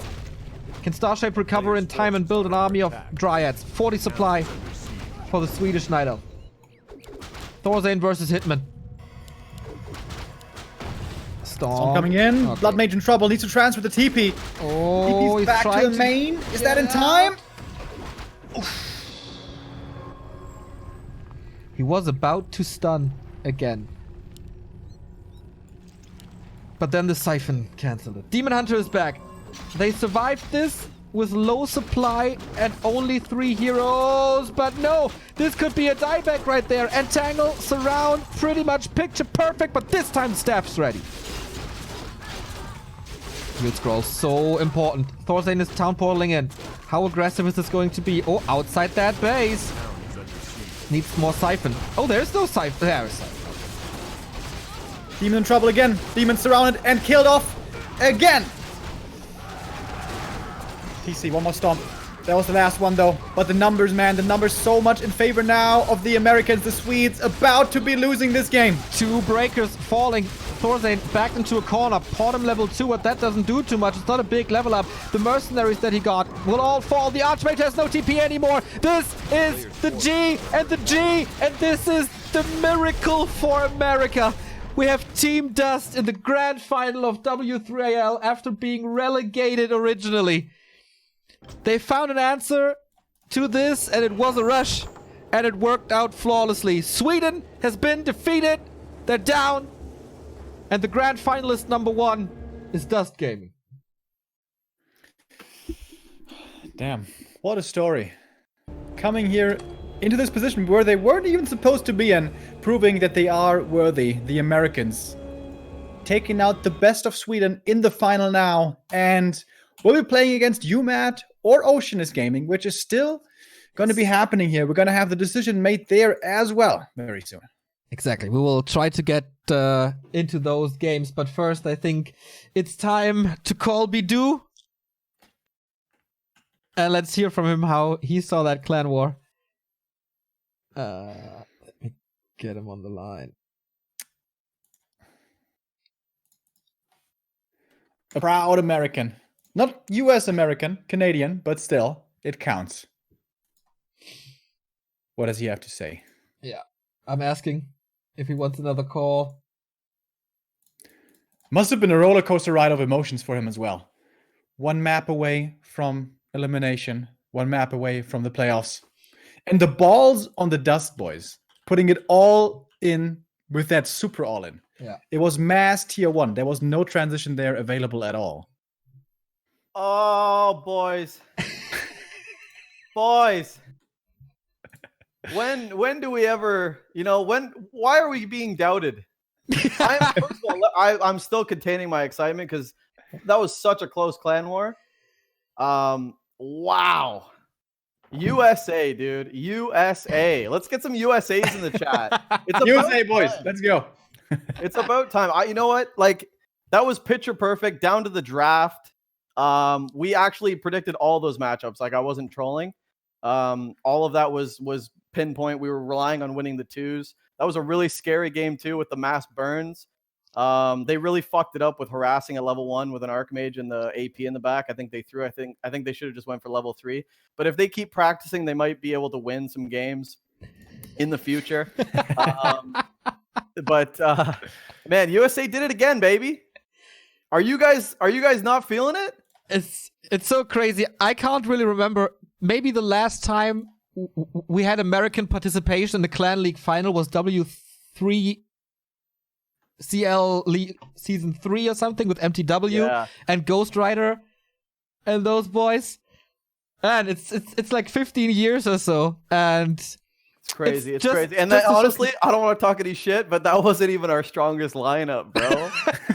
Like, hold on. Wait, hold on. Hold on. Boys. Sweden. See you next season, I guess. Did they go to Division 2? What happens to them? Yeah, I guess they're gonna give you a good fight again next season. Yeah, no. They had a great season. They're obviously a really good team. They took us to the banger, like a final game, literally a final game. Pretty good. That was really good games. Like, that was great content. But man, I'm obviously super excited. It's hard to contain my emotions. Really proud of the boys. You don't like I said before, man. We were in Division 2, right? So we got relegated because we lost to Bulgaria. So just like getting in Division 1, cleaning house. We're in the finals. It's like textbook, man. It's exactly what we wanted. So what is happening that like 3 to 4 months ago, you're losing to Bulgaria, and now you wipe out UMAT, Cascade, Sweden, Oceanus. What's going on? Man, NA is on the rise. A lot of people say like it's not, NA's like really shit or whatever. There's a lot of good players that are practicing. A lot of players are playing netties. There's DuSt League out there where you can actually like all these players have something to play for right now. NA is really doing good right now, I think. And just for us, like a lot of our guys really care. Like I said, they came back from WoW. We're allowed to like field a lot of our guys, whereas before, like last season, especially, we kind of had to just like scrape by with whoever was available instead of actually like going with lineups and actually trying to win or practicing 2v2s. I think like this season, we've just been we had more availability with our roster. Everyone's really been able to play. We don't really need OC, but that doesn't matter either. Shout out to OC. He's going to be pissed that we did without him, but yeah.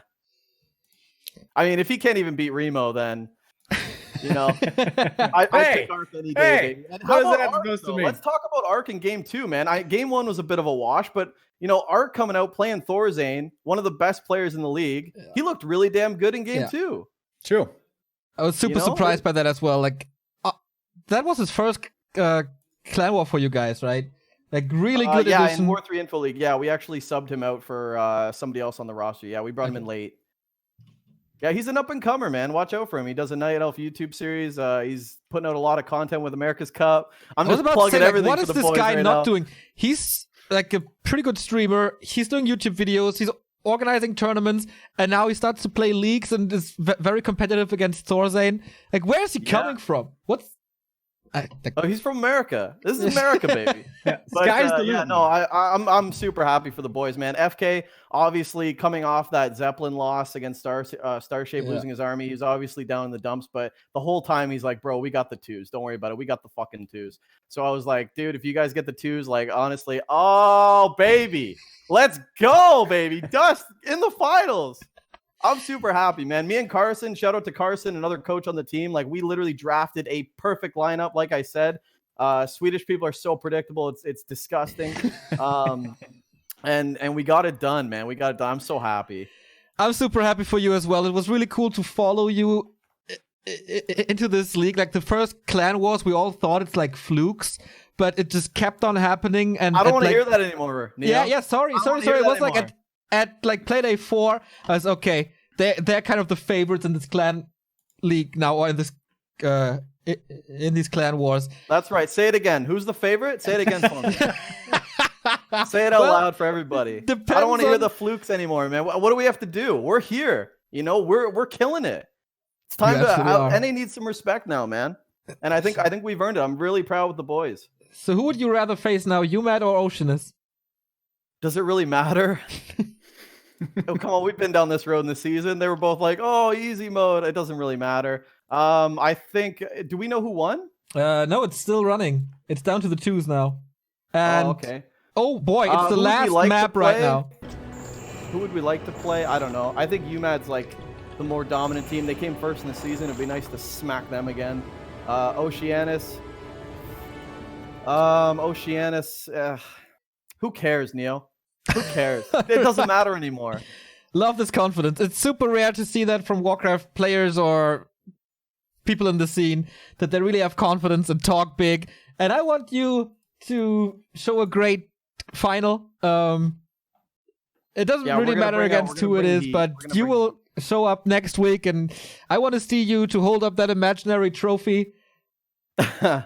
Oh, there's no actual hardware? We'll see. Maybe they come up with something. Yeah, there we go. Yeah, thanks for casting. Obviously, it's a big you guys provide like a big outlet for our players to like showcase our team. I think like this is a big step for NA because we're crushing team leagues right now. Yeah. We got players going to China and stuff. This is a big time for NA. So I think a lot of people should stop sleeping on us, and we bring the heat too, man. We know how to play this game. Ready for the Reforge times is Clan DuSt. Okay, we will hear from you next week, hopefully in the pre-match interview. And now we go into the final map of UMAD versus Oceanus. Bidu, have a great day. Ciao, boys. I'll see you in the see you finals. next week.